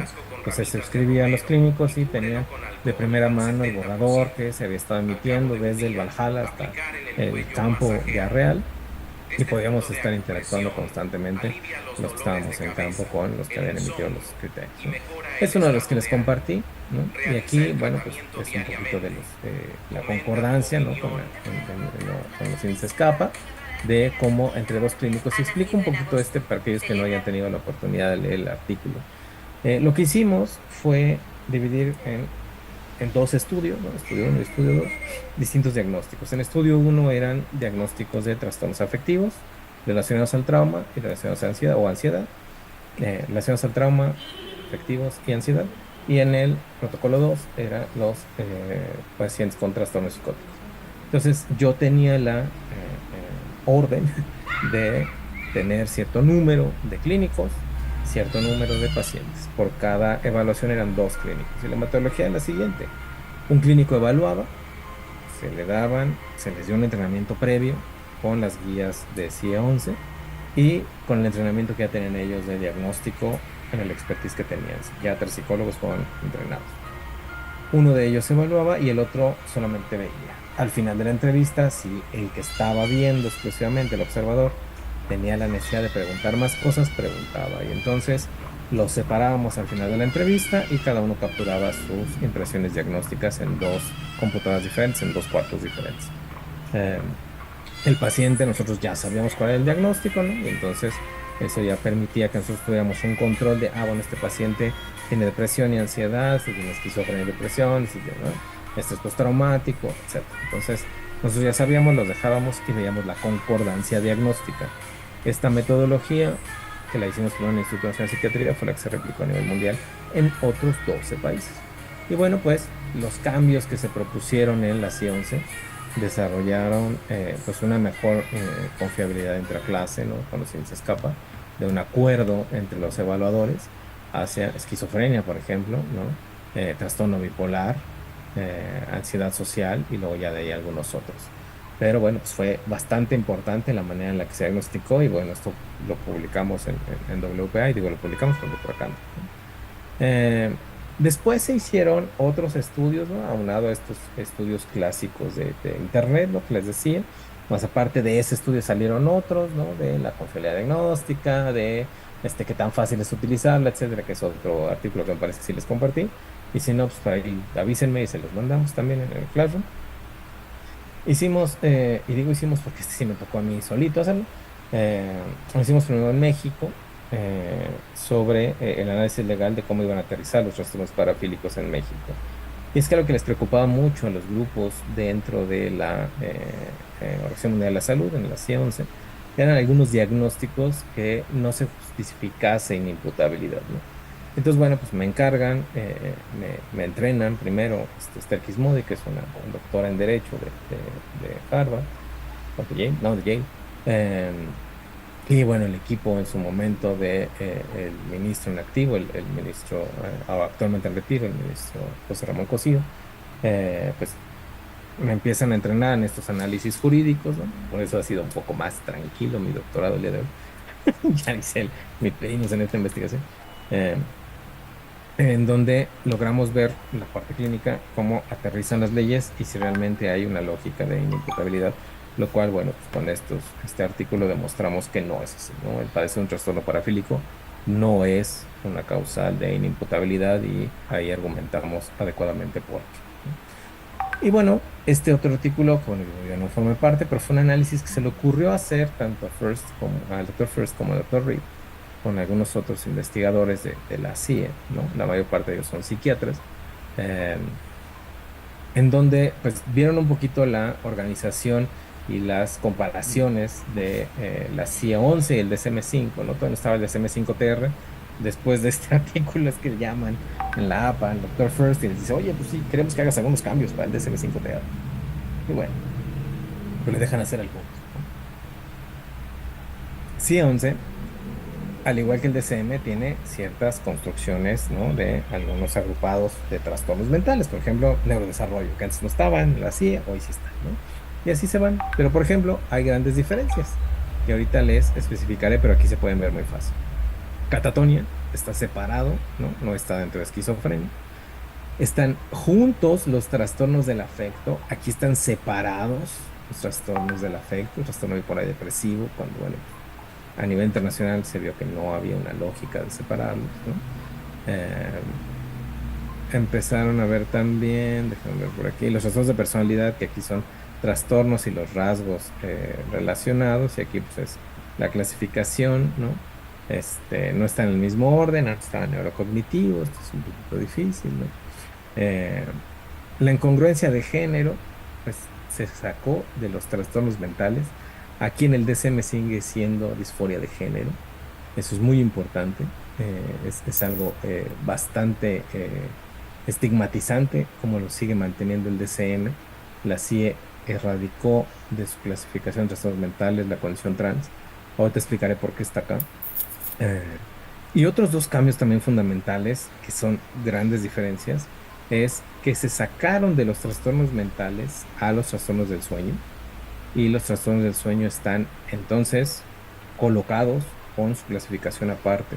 ¿Por qué? Porque la mayor parte de ellos tienen indicadores ya incluso en algún electroencefalograma, algún estudio de un polisomnograma, las apneas registradas, el comportamiento. Entonces hay indicadores ya mucho más específicos de algunos estudios. Por lo tanto, se consideró que necesitaban su clasificación propia, no formando parte de otros trastornos mentales, ¿no?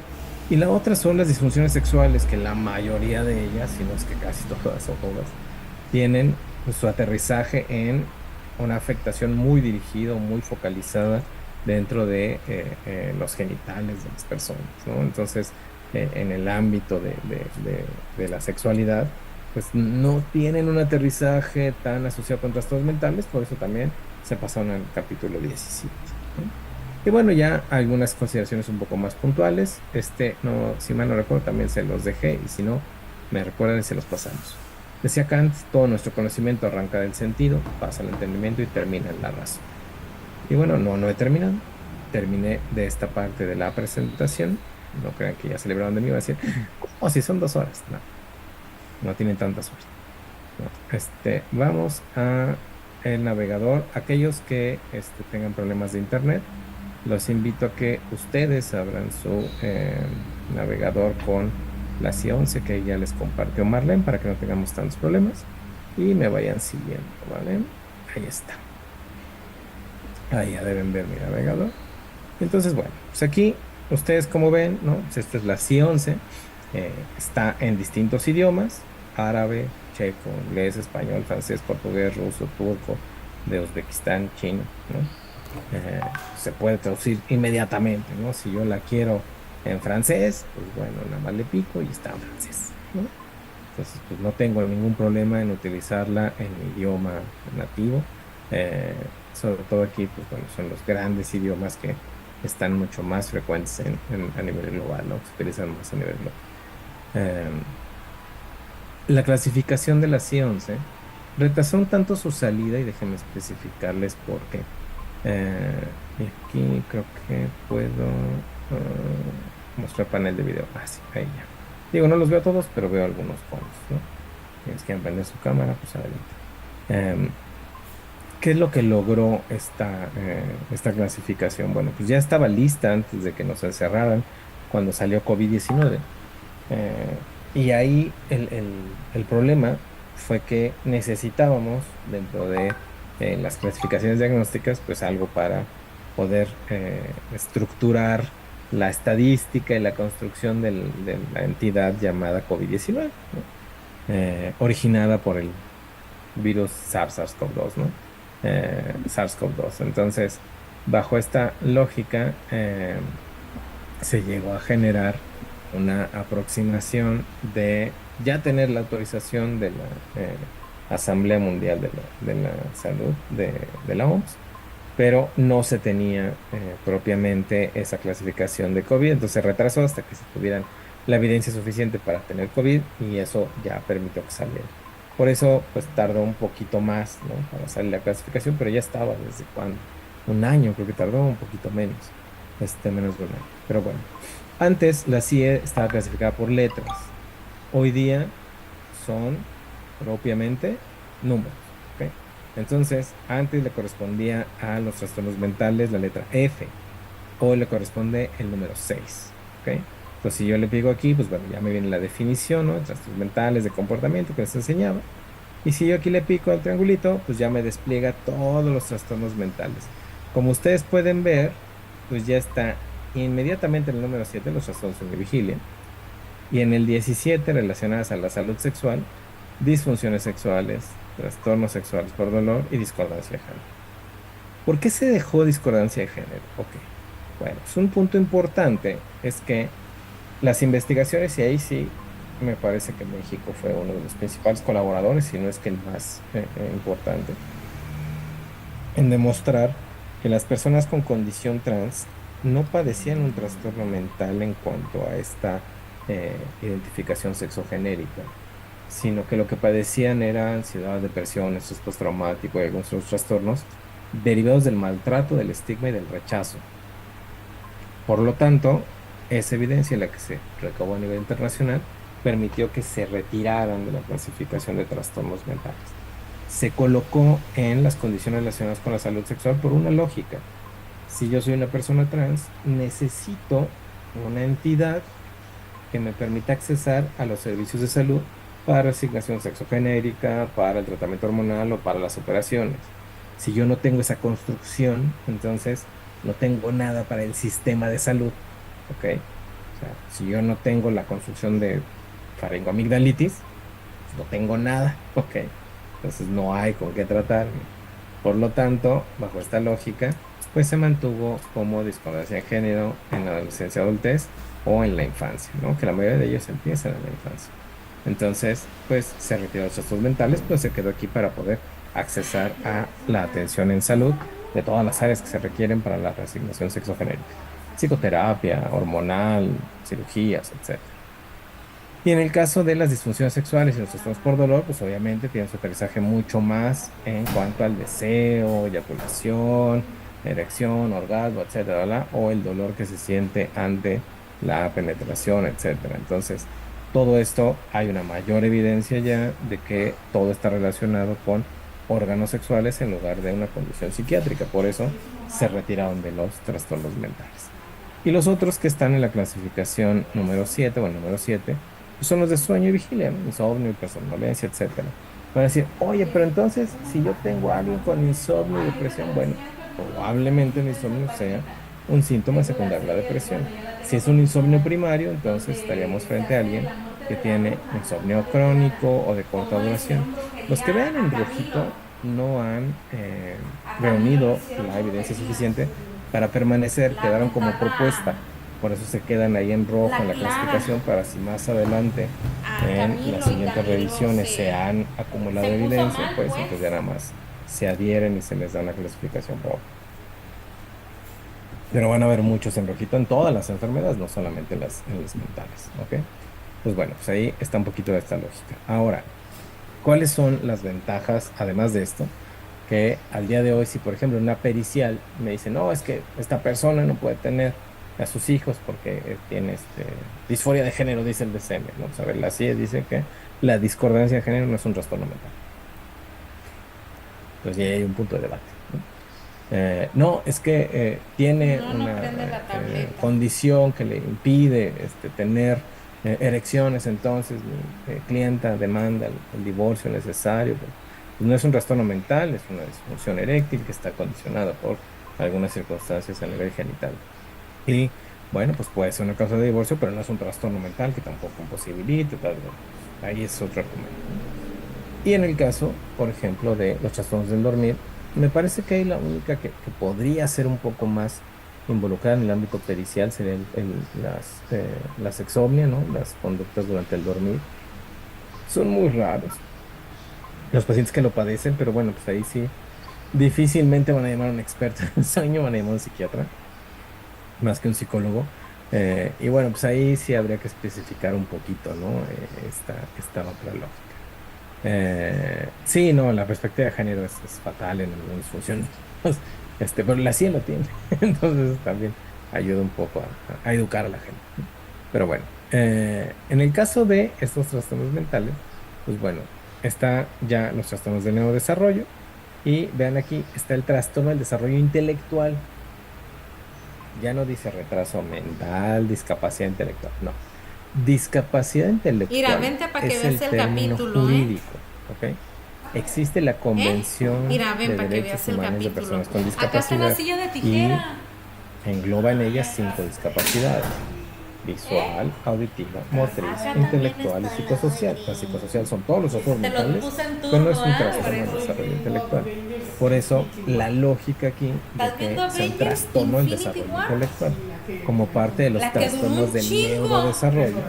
Y aquí No está manches, yo clasificado fui a como leve, verla. moderado, grave, profundo o Mira, provisional. está el Este está capítulo donde fantástico. murió ¿Por qué? la mamá Porque de Clara. permite en un lactante o niño menor de Está 4 bien años fuerte, llevar a pues, cabo el te digo diagnóstico que sí presuncional, existe la pero brujería. hay que esperar a que evolucione y crezca, Todavía no se etcétera. acaba la bendita Entonces, conferencia. bajo esta lógica, esto puede Sí, en servir Netflix. mucho, sobre todo para periciales en el ámbito de niños y adolescentes, los Ahora pues pequeños, termina de ver la pero película. ya nos permiten ver cuáles son las Lo características que busco. tiene cada una de estas personas con un trastorno del desarrollo intelectual profundo, moderado, grave o leve. Entonces, esto también aterriza un poco en la lógica de lo que vamos a hacer. Y todo lo que tiene la CIE, a diferencia del DSM, si ustedes lo ven, es una guía diagnóstica. ¿Cuál es la diferencia? Que en el caso del DSM, estos criterios de A más B menos C, etcétera, y si no D, no A, muchos de ellos arbitrarios, más enfocados en la opinión de algunos expertos, sin tanto sustento científico ni de evidencia, ¿no? A nivel de investigación, inclusive los tiempos, ¿no? También no llegan a tener todo este aterrizaje adecuado de los tiempos, son un tanto arbitrarios en el DSM. Aquí es un poco más amplio, ¿no? Entonces permite hacer inclusive un lenguaje mucho más sencillo la explicación del diagnóstico. Seguido de los trastornos del desarrollo intelectual están los trastornos del desarrollo del habla y del lenguaje, por el sonido, por la fluidez, por el desarrollo del lenguaje, ¿no? Receptivo, expresivo, pragmático, ¿verdad? Y estos se pueden llegar a evaluar desde etapas tempranas, ¿no? Se pueden evaluar también en etapas ya más adultas. Y nos permite tener un panorama un poco más claro, porque puede ser que alguien tenga un trastorno del desarrollo intelectual leve, pero tiene un trastorno del desarrollo del lenguaje en el receptivo y expresivo. Bueno, entonces eso nos da un poco la pauta de cómo ir diferenciando la guía del diagnóstico para el tratamiento específico de esa persona. Pero lo que también maravillosamente se agregó aquí, que bueno, ya lo había hecho el DSM, ahí sí he de decirlo, pero aquí la manera en la que se aterriza me parece un poco más adecuada, es justo el diagnóstico de los trastornos del espectro autista, que van no solamente con los motes que tenían antes, ya no hay epónimos aquí, ya más bien es esta dimensionalidad que se tiene de sin trastorno del desarrollo intelectual y con deficiencia leve o nula del lenguaje funcional, con trastorno del desarrollo intelectual y con leve o ningún deterioro, hasta con trastorno del desarrollo intelectual y con ausencia de lenguaje funcional. Entonces, se dan cuenta, vamos en una dimensionalidad desde aquellos que en algún momento se llamaban personas con Asperger, ¿no? Personas con trastorno de espectro autista de alta funcionalidad, hasta aquellos con un trastorno que antes llamábamos profundo, ¿no? Un autismo profundo. Entonces, esto nos clarifica cuáles son los síntomas y esto permite en el ámbito, por ejemplo, forense, dimensionar cuáles son las necesidades de apoyo de cada persona. No es lo mismo una persona que tiene un trastorno de espectro autista sin desarrollo intelectual, sin trastorno de desarrollo intelectual y con deficiencia leve o nula de lenguaje funcional, como pudiera ser, y digo, lo ha dicho en público Elon Musk, ¿no? Que le era clasificado antes como Asperger, que funciona a todas luces, ¿no? Es un empresario exitoso, tiene unas ideas brillantes, etcétera. Bueno, algunas no tanto, pero la mayoría son brillantes, etcétera. Eh, y por lo tanto puede llegar a tener una, bueno, una correcta aplicación en el entorno social y ninguna limitación, etcétera. Sin embargo, una persona con este tipo de espectro autista, con un desarrollo intelectual en cuanto a trastorno y una ausencia de lenguaje funcional, requeriría de mayor cantidad de apoyo. Ya no debemos de hablar en esta lógica y lo veremos en sesiones más hacia adelante, con lo de interdicción y justo también con lo de la presentación del libro. Ya la interdicción en México va a desaparecer, ya tiene fecha de muerte en 3 años, ya tiene sentencia. Y entonces todos los seres humanos, todos los mexicanos, mayores de 18 años, tenemos capacidad jurídica plena, ¿no? Entonces ya no habrá juicios de interdicción, ya no se permitirá esta violación a derechos humanos, esta muerte civil, y por lo tanto ya no hablaríamos de alguien que tiene una incapacidad y no puede tomar decisiones. Hablaremos de alguien que necesita apoyos en algunas cosas. No es lo mismo los apoyos que necesita esta persona que esta persona. Y esta clasificación es mucho más eficiente en hacer. Igual aquí, en el caso de aprendizaje, pues es lectura, escritura, matemáticas, ¿no? Etcétera, que nos pueden permitir exacto, figuras de apoyo. Además, ajustes razonables, ¿no? Que también se pueden hacer en el proceso o incluso en la vida cotidiana. Em, Coordinación motora y también, bueno, pues déficit de atención. Que aquí sí, obviamente ganó en su momento en el DSM-5, ese sí es un avance que tuvo el DSM-5. Quitó esta lógica que el déficit de atención era exclusivamente en niños y adolescentes y se estableció la lógica de que también es un trastorno del neurodesarrollo que permanece a lo largo de la vida, ¿no? Está incluyendo aquí, y se puede diagnosticar en etapas adultas, un trastorno que no se cura. La única diferencia en motes un poco es que en el DCM es trastorno por déficit de atención con hiperactividad o TDAH. Y aquí es trastorno por hiperactividad con déficit de la atención, porque este emana más del hiperkinético. Entonces, la lógica teórica le tuvo necesidad de aplicarlo así, por hiperactividad con déficit de atención, ¿no? Y aquí también pues están con falta de atención predominantemente con presentación hiperactiva o impulsiva y la combina. Y bueno, también aquí en los de desarrollo están los movimientos estereotipados, ¿no? Con y sin autores. Pues todos esos trastornos del neurodesarrollo se pueden identificar de etapas tempranas de la vida y en las etapas adultas, si es que no hay nada. Otro gran cambio que tuvo la ciencia, que también me parece una gran adición para el ámbito forense, es que en el caso, por ejemplo, de esquizofrenia y trastornos psicóticos, los autoesquizofrenia, además de que quitan esta lógica que tenía la CIE de paranoide, befrénica, indiferenciada, catatónica, etcétera, la coloca ya un poco más dimensional en cuanto a su evolución, primer episodio, episodios múltiples o continuos.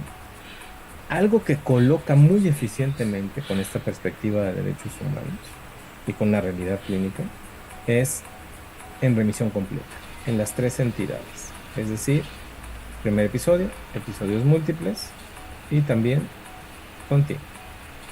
¿Qué quiere decir esto? Para el ámbito forense es muy importante porque muy buena parte de las personas con esquizofrenia que a lo mejor fueron sentenciadas como inimputables o que fueron dentro de Estados Unidos tutela o aquí en México interdicción, dictaminadas como interdictos, pues la lógica es que es un trastorno crónico, que no se cura, que nunca va a mejorar, etcétera. Entonces, esa sentencia era de por vida. Hoy en día, este es un argumento muy fuerte en contra de la interdicción y también de encerrar, privar de la libertad a una persona el resto de su vida por haber padecido un trastorno mental y cometer un acto delictivo, ¿no? Que hay una remisión completa de los síntomas, es decir, la persona puede padecer esquizofrenia, pero no tener síntomas, y entonces su toma de decisiones no está alterada.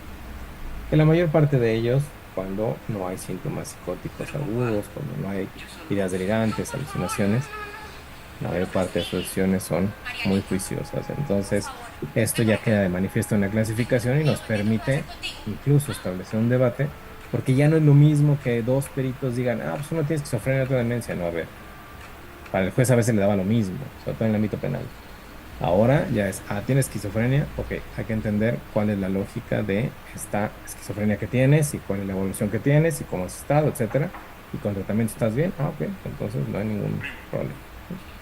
En el esquizoafectivo también llega a haber con primer episodio, ¿no? Remisión completa. El esquizotípico, que es el que les decía, ¿no? Que para el DCM es un trastorno de personalidad, para la CIA históricamente ha sido un trastorno psicótico, ¿no? Entonces, pues bueno, este sería como el pródromo de esquizofrenia. Y este puede ayudarnos a decantar mucho más de, ah, mire, se ve, ¿no? Pues esto no es un trastorno de personalidad, ¿no? Esto es una persona que está desarrollando o va hacia la esquizofrenia si no se trata, ¿no?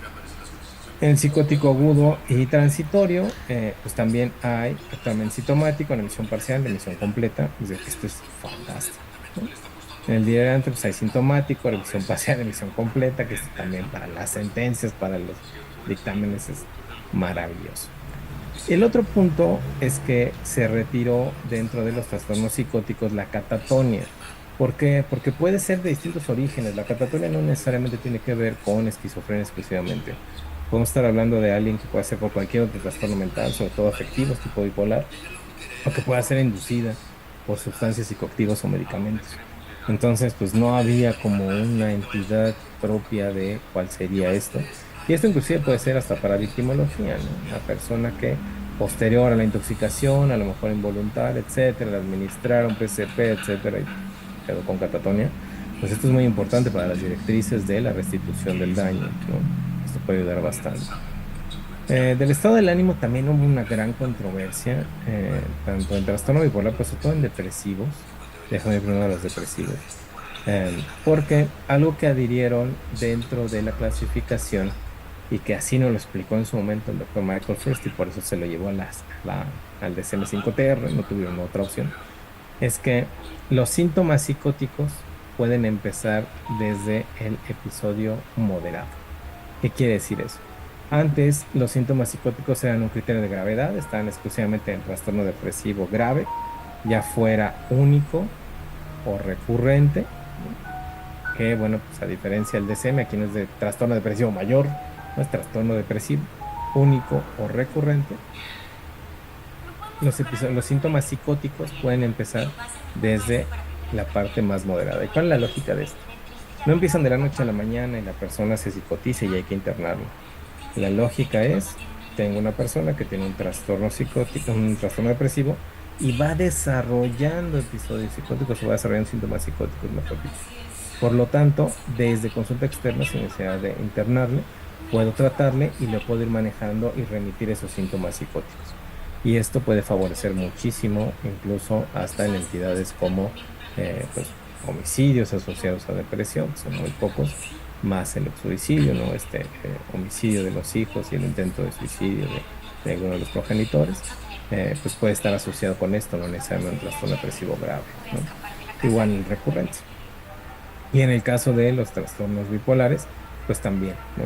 En el trastorno bipolar tipo 2, que no existían, ¿no? Como tal, síntomas psicóticos, en la mayor parte de los casos, pues aquí ya se pueden diagnosticar y esto más bien es con la presentación clínica de si no hay manías, ¿no? Entonces, pues eso causó mucha controversia, pero bueno, finalmente la APA no tuvo de otra más que adoptarlo y llevarse al doctor Michael First para ingresarlo en los trastornos afectivos. Y bueno, en el caso de ansiedad es prácticamente lo mismo, pero miren, aquí llamo su atención de estas características que les digo que tiene la CIE. Por ejemplo, en el DCM son 6 meses para diagnosticar ansiedad generalizada. Y aquí dice durante varios meses, al menos varios meses. Que pueden ser que 2 o más, pues sí, 2 o más. Pues no hay que esperarse hasta los 6 meses para diagnosticar ansiedad generalizada, que es un grave problema del DCM, ¿no? Estos criterios de temporalidad que a veces no son tan claros. Y bueno, pues los obsesivos y relacionados, que aquí están acumulación, ¿no? Repetitivo, dismórfico, compulsivo. De relacionados al estrés, una gran adherencia, adición, mejor dicho, a la clasificación, sobre todo para el ámbito forense, son estos dos, pero sobre todo el postraumático complejo. Que a diferencia del estrés postraumático, los que nos dedicamos más al ámbito forense hemos visto este tipo de entidades, es que las personas con trastorno de estrés postraumático complejo son personas que han vivenciado tortura, esclavitud, genocidio, violencia doméstica prolongada, abuso sexual o físico repetitivo desde la infancia. Y esto no solamente se traduce en los síntomas de estrés postraumático clásicos, sino que puede haber problemas de regulación de afecto, creencias respecto a sentirse uno mismo disminuido y dificultades para mantener relaciones o sentirse cerca de los demás. Una de las exclusiones que aquí hay que hacer claramente, que eso lo dice ahí, es los trastornos de personalidad autolímite, ¿no? Que ese es un grave error que hemos cometido en el ámbito pericial desde hace años. Diagnosticar a alguien con estrés postraumático y trastorno límite. Estoy casi seguro que la mayoría han sido personas mujeres lamentablemente, con trastornos postraumático complejo. Entonces, esto cambia radicalmente la manera en la que se tiene que reparar el daño, hacer aproximaciones terapéuticas, etcétera, y las posibles consecuencias, ¿no? Porque esto está muy asociado al trauma, al evento traumático, ¿no? Entonces, bueno, pues eso puede ayudar muchísimo. Y obviamente el duelo prolongado, que antes no estaba, antes teníamos la lógica clínica de, hay una pérdida, pues puede desarrollar depresiones, depresión crónica o recurrente, etcétera. Y no, aquí ya es directo a la pérdida de, ya sea un compañero, padre, hijo, una persona cercana al doliente, etcétera. E incluso hay quienes han establecido que no solamente una persona, sino también mascotas. Pues bueno, eso puede ayudar bastante. Los disociativos, pues Ay, bueno, Dios. ahí ya se han especificado mucho mejor, ¿no? El disociativo con síntomas neurológicos, que es esto que en algún momento se llegó a llamar disritmias cerebrales, ¿no? En donde pues son síntomas neurológicos con alteración visual, auditiva, vértigos, convulsiones, habla, marcha o inclusive cognitivos, ¿no? Que antes no teníamos una clara asociación en la CIE y hoy sí ya se tiene. Y también siguen permaneciendo algunos trastornos como el de trance, posesión e identidad disociativa, ya sea parcial o completa. Estos son muy raros, la verdad es que no es tan fácil ver a alguien con identidad disociativa. La mayor parte son simulaciones cuando estamos en el ámbito forense, entonces hay que tener mucho cuidado. De personas que simulan tener identidad disociativa, no es que nos encontremos a Patricia cada vez que hablamos a alguien. Entonces, pues sí hay que tener cuidado, ¿no? Y después tenemos el comportamiento alimentario, que son anorexia, bulimia, por atracón, evitativo, pica, rumiación. Ya no están los TANES, ¿no? Ya están estas entidades muy claras, ¿no? Trastornos. Los de eliminación normalmente, que serían enuresis y encopresis. Los de estrés corporal, ¿no? Que es disforia de integridad corporal y trastorno de estrés corporal, que eso también ya hay un poquito más de evidencia al respecto. Pero un cambio importante ha sido esto que les enseñaba yo en el dendrograma de los trastornos debido al uso de sustancias o comportamientos adictivos. Los comportamientos adictivos, ¿no? El juego de apuestas, que es en línea o fuera de línea, ¿no? Y los videojuegos en línea o fuera de línea. Entonces ya hay diagnósticos de comportamientos adictivos en la ciencia. Y eso nos permite también diagnosticar y hacer, que ese es un reto que tiene en el caso del derecho en México, en el ámbito de la justicia terapéutica, que me agrada que le llaman justicia terapéutica, ya nos dirán el magistrado Osuna en su ponencia, que es realmente justicia terapéutica, no es lo que hemos entendido aquí en México. Pero bueno, aquí le hemos llamado justicia terapéutica, que son cortes de drogas, nos lo dirá Martín del Campo, el maestro Martín del Campo en su ponencia, que es el gran reto que se tiene, ¿no? Con los comportamientos adictivos. Realmente cómo adherirlos, si hay delitos que perseguir, fraude, robo, etcétera. Es una entidad, es una necesidad de tratamiento, cómo se pueden adherir. Y en el caso de los trastornos debido al uso de sustancias, pues una gran adición, digo, además de que cada... la crítica fue de, oye, pero es que ya hay más drogas. Pues sí, en lo que salía, salieron más drogas, ¿no? Eso nunca se va a alcanzar. Pero Cada una de las entidades tiene episodio de uso nocivo de alcohol, ¿no? Por ejemplo, o de uso nocivo de la droga, patrón de nocivo de uso, ya sea episódico continuo, y dependencia. Y aquí la lógica es un poquito esta parte de, bueno, mira, tuvo un episodio, ¿no? Y tuvo consecuencias, o ya es un patrón, ya son varias, ¿no? Entonces, a veces consume, descansa, luego de consumir, o es de continuo, y es como la antesala hacia la dependencia. Entonces, esta lógica que estableció la CIE nos permite ir introduciendo, en el caso de los trastornos por uso de sustancias y comportamientos adictivos, entidades que caminan hacia la dependencia, ¿no? Y obviamente, pues ya con remisión conducta prolongada, parcial, temprana, intoxicación, abstinencia, delirio, psicótico, inducido, etcétera. Y una gran crítica que ha habido hacia el DSM, que no hubo como mucho sustento cuando sacó los trastornos debido a cannabis, pues aquí ya hay un cuadro mucho más claro, ¿no? De la dependencia a cannabis y de las consecuencias que se tienen, ¿no? Consumo actual, temprano, etcétera, intoxicación. Y bueno, cada una de las sustancias, incluyendo los cannabinoides sintéticos, ¿no? Como con los opioides, sedantes, etcétera, y los cuadros diagnósticos. Esto lo retomaré un poquito el viernes, porque yo he aseverado que una persona con dependencia puede ser inimputable, pero bueno, eso lo veremos el viernes. No tengo ahorita chance de meterme tanto en eso. Luego tenemos los trastornos de control de impulsos, y aquí es algo muy importante. Ya había existido piromanía, cleptomanía y el consumo intermitente, pero se adhirió el comportamiento sexual compulsivo. Por favor, quítense de la cabeza que existe la adicción al sexo. No hay ser humano que la aguante. Bueno, también las mujeres y los hombres no tanto. Eso es pura presunción. Eh, la realidad es que en lugar de tener la lógica de un comportamiento adictivo, es un comportamiento compulsivo. Y es claramente este patrón, ¿no? Que es una incapacidad de controlar los impulsos, pues están en control de impulsos sexuales intensos y repetitivos que conllevan a este comportamiento, ¿no?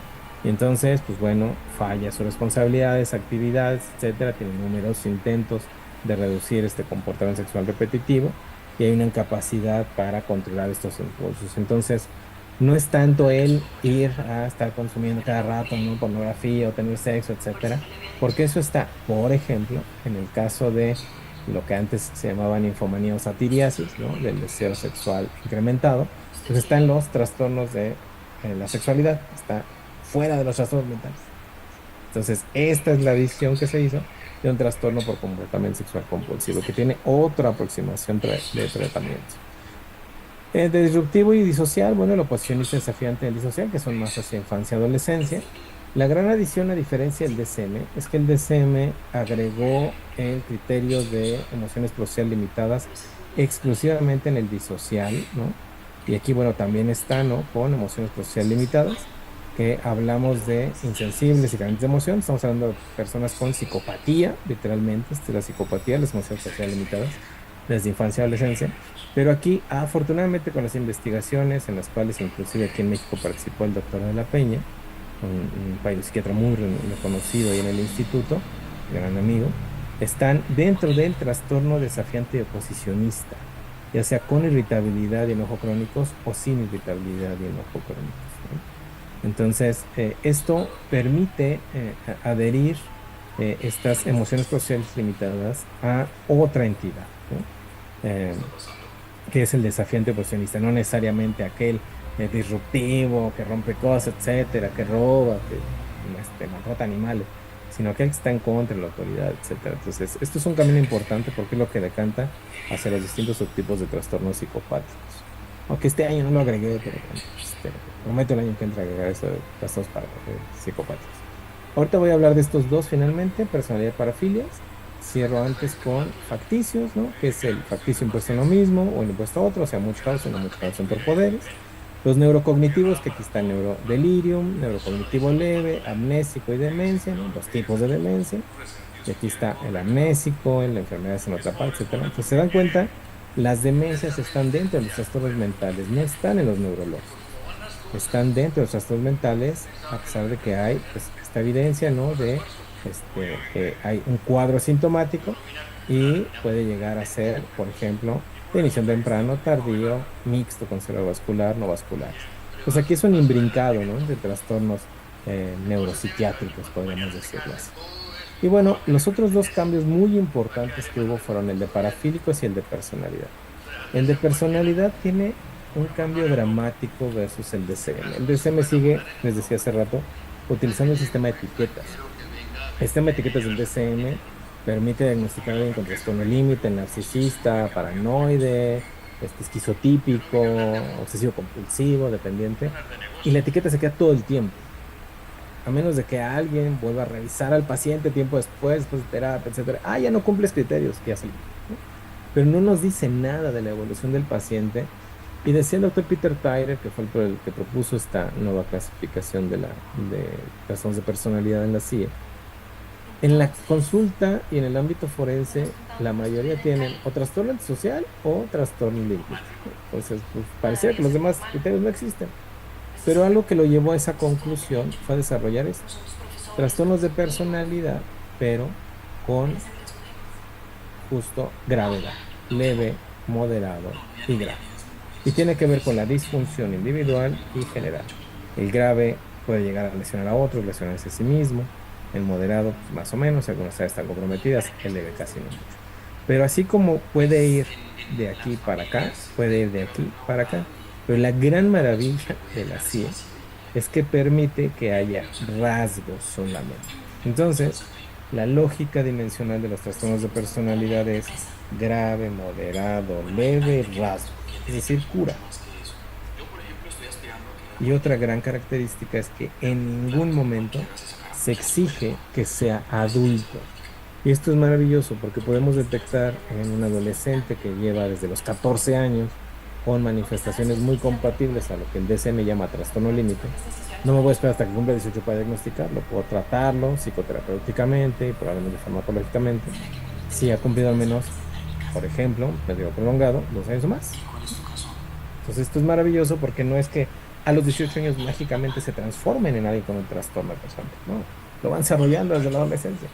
Entonces, pues bueno, podemos hacer intervenciones e ir de gravedad a rasgos. Y entonces queda un perfil, ¿no? Hablando un poco del ámbito forense, alguien con un trastorno de personalidad grave que tiene predominio de rasgos de comportamiento disocial y patrón límite, por ejemplo. Y se quedaron todos estos rasgos y este patrón. El de afectividad negativa, que es lo que antes llamábamos trastorno de personalidad depresivo, ¿no? Son las personas medio emos, ¿no? Que ven todo así medio negativo, lábiles, con autoestima baja, desconfianza, ¿no? Así como parcos, etcétera. Desapego, que ahí a Iván y a mí no nos gustó el término, pero bueno, no nos iban a hacer caso, éramos los únicos dos que decíamos que no. Porque éramos los que hablábamos desde lo latino.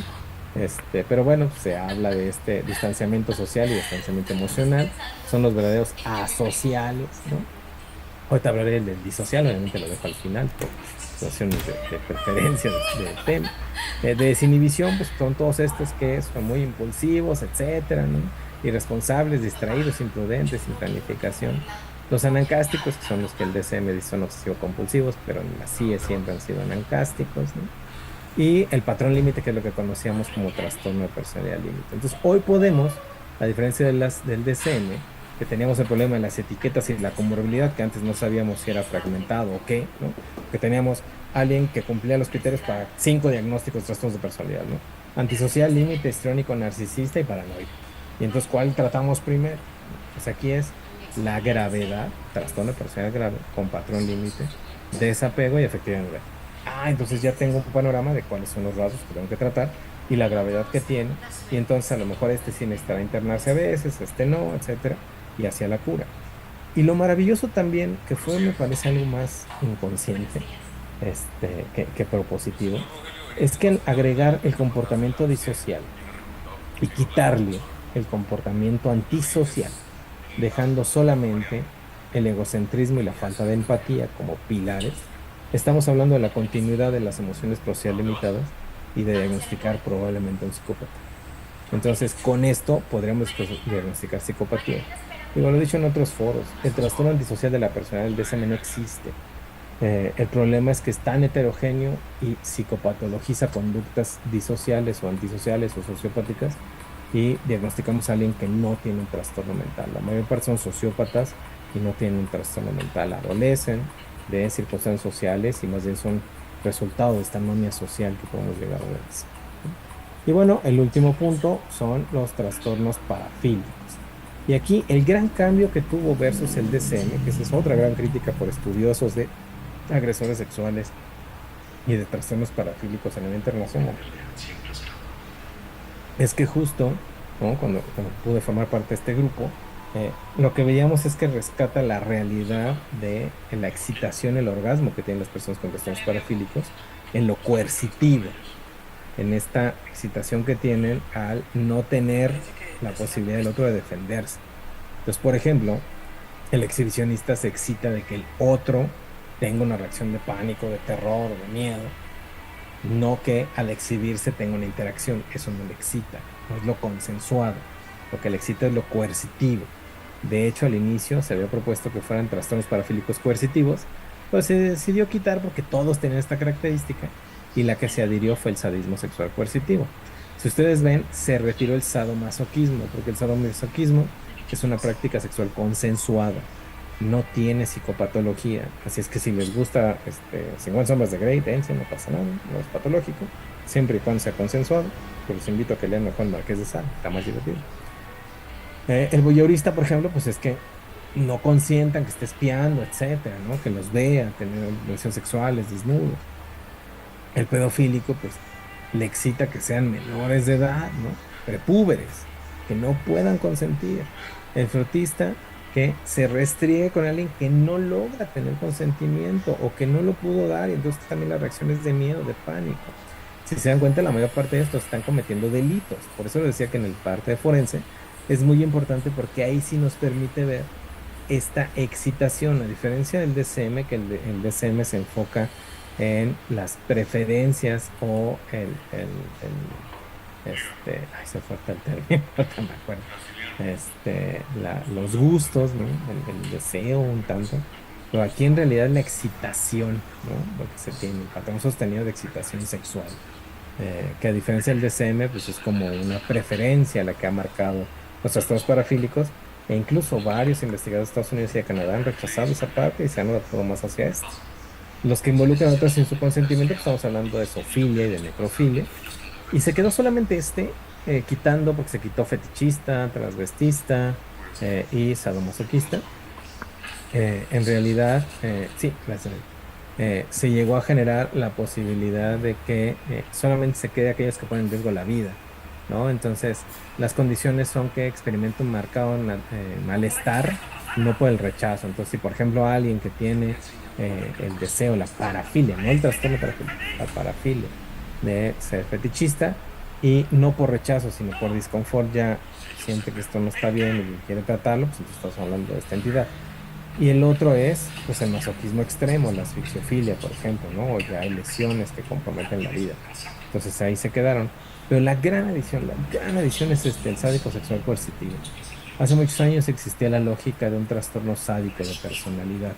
Sería Estos son sujetos que tienen este patrón focalizado, sostenido, intenso, excitación sexual, no de preferencia, que eso es lo que dice el DSM, de infligir sufrimiento físico o psicológico a una persona que no lo ha consentido.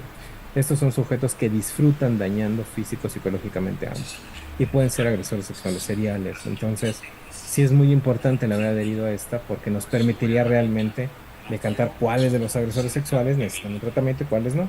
En México no se sabe, antes de que me pregunten. Ahorita estamos en acuerdos con Reinserta para hacer una investigación a nivel nacional sobre agresores sexuales, y estoy entrando en esta parte de trastornos parafílicos.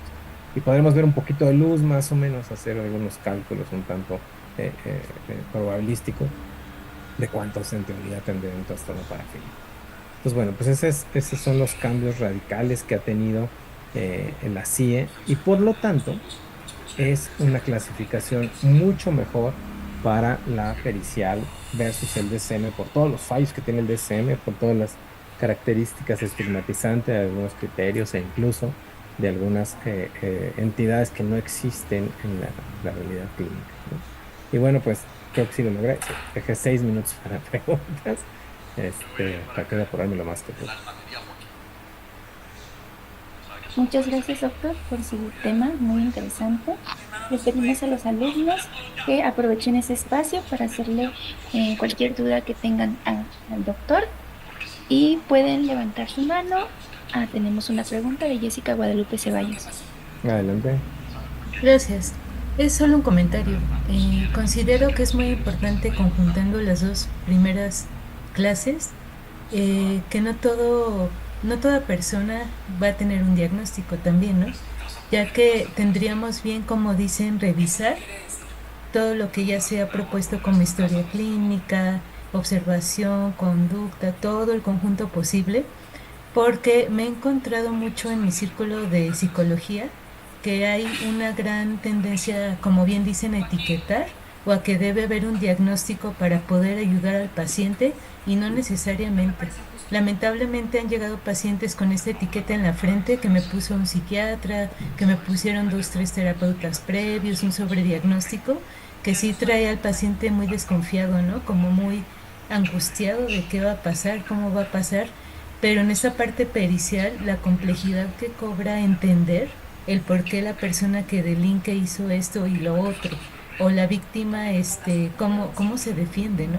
Justo como lo que mencionaba hace rato con su abuso, de que cómo procedo cuando en la misma institución me están violentando, de que tal vez esto no proceda y demás. Yo creo que una cosa muy importante es no pensar que todos van a tener un diagnóstico, más sí, más, sí, bueno, sí van a tener datos muy importantes a considerar para el seguimiento, y no porque esto sea menos, sino porque es parte de... Muchas gracias. No, al contrario, gracias por la acotación, me parece muy importante, porque el gran problema a veces es que queremos forzosamente encuadrar un diagnóstico en la pericial, ¿no? Y si no se tiene, hay que ser sinceros. Yo cada vez que hago una pericial les digo, si encuentro algo lo pongo, y si no, no lo pongo, porque el gran problema es a veces etiquetar de más, ¿no? Y eso es algo que incluso hace mucho el DSM también. Pero bueno, ¿alguien más? Tenemos Muchas- dos preguntas en el chat, doctor. Ok. Tres. De Daniel Calixto nos dice, ¿solo se puede consultar toda esta información en la página respectiva de la OMS? Gracias por su atención. La que les enseñaba yo, sí, es abierta, pueden accesarla. No necesitan comprarla. La realidad es que a veces pensamos que necesitamos tener el PDF, ¿no? Etcétera. Hay una versión que publicó el doctor Reed hace poco y que está en venta en Amazon para psicología de la C11, que es como un libro físico o en Kindle, me parece. Pero si ustedes quieren accesar a la CIE, pues es gratuita, ¿no? Entonces se ven como las dos opciones. Y en el caso de la información de las investigaciones, pues bueno, ahí les puse el material. Si me faltó alguno, por favor díganme y se los comparto. Porque bueno, salvo el de trastornos parafílicos que se tiene embargo y no me lo puedo yo compartir persona a persona, los otros dos son en WPA, y una de 75 puntos de índice de factor de impacto, y es abierto, entonces no hay ningún problema, ¿no? La pregunta de Kaori Yunuen dice, doctor, ¿el sistema penitenciario tiene conocimiento adecuado del CIE 11? Gracias, No. excelente tema. Sí, no, lamentablemente siguen utilizando el DSM y con el antisocial y clasificando por tatuajes y apodos y por pruebas proyectivas, que ya mañana lo veremos. No, pasó mañana, creo. Lo veremos pues mañana. Ariel, sales por ahí, recuérdame si es mañana, por favor. Entonces, no, sí se necesita. Tengo la oportunidad hace poco por un convenio con la Secretaría de Seguridad Ciudadana, hacer una investigación con policías de Ciudad de México, y hay posibilidades de que empecemos a hacer ahora en Población Privada de Libertad, y justo en los objetivos es eso, empiecen a tener. Con la SAMA hizo por ahí una capacitación en ámbito federal, no así en estatal. Desconozco si les enseñó ciencia, me parece que no, que más bien les enseñó un poquito como de diagnóstico en general, les enseñaba DSM, pero sí 11 sería la mejor herramienta que tendrían y ayudaría muchísimo a entender mucho más las necesidades, incluso de la población privada de libertad. Hay dos preguntas que creo que se relacionan entre sí. La primera es, ¿cree que algún día se deje al DSM de lado en el diagnóstico, al menos en México? Y la segunda es de Guadalupe, que nos dice, ¿a qué se debe que el DSM sigue siendo la primera línea de uso en lugar del CIE? Ok, bueno, primero, si creo que se deje de utilizar, no, sobre todo porque muchos de mis colegas les encanta el diseño, ¿no? Entonces, es como parte del entrenamiento. Pero la otra de si se llegue dejar ver por aquí en el chat, creo que lo cerré, ya. sigue siendo la primera línea. Pues justo por eso, por el sesgo que se tiene desde la psiquiatría de utilizar primero DSM, ¿no? Y no conocer tanto la CIE. Me parece que eso es lo que ha ido pululando en que los diagnósticos sean solamente con DSM.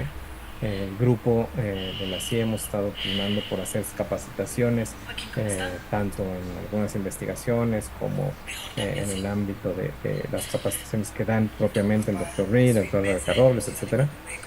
Yo he hecho algunas en el ámbito de investigación. Entonces, eso es lo que nos ha favorecido, pero en realidad, más allá de la capacitación, el conocer la CIE, pues tendría que ser una obligación por ley, ¿no? Sobre todo para mantener esta lógica de la respuesta y de la estadística que tenemos que estar emitiendo constantemente. Guadalupe.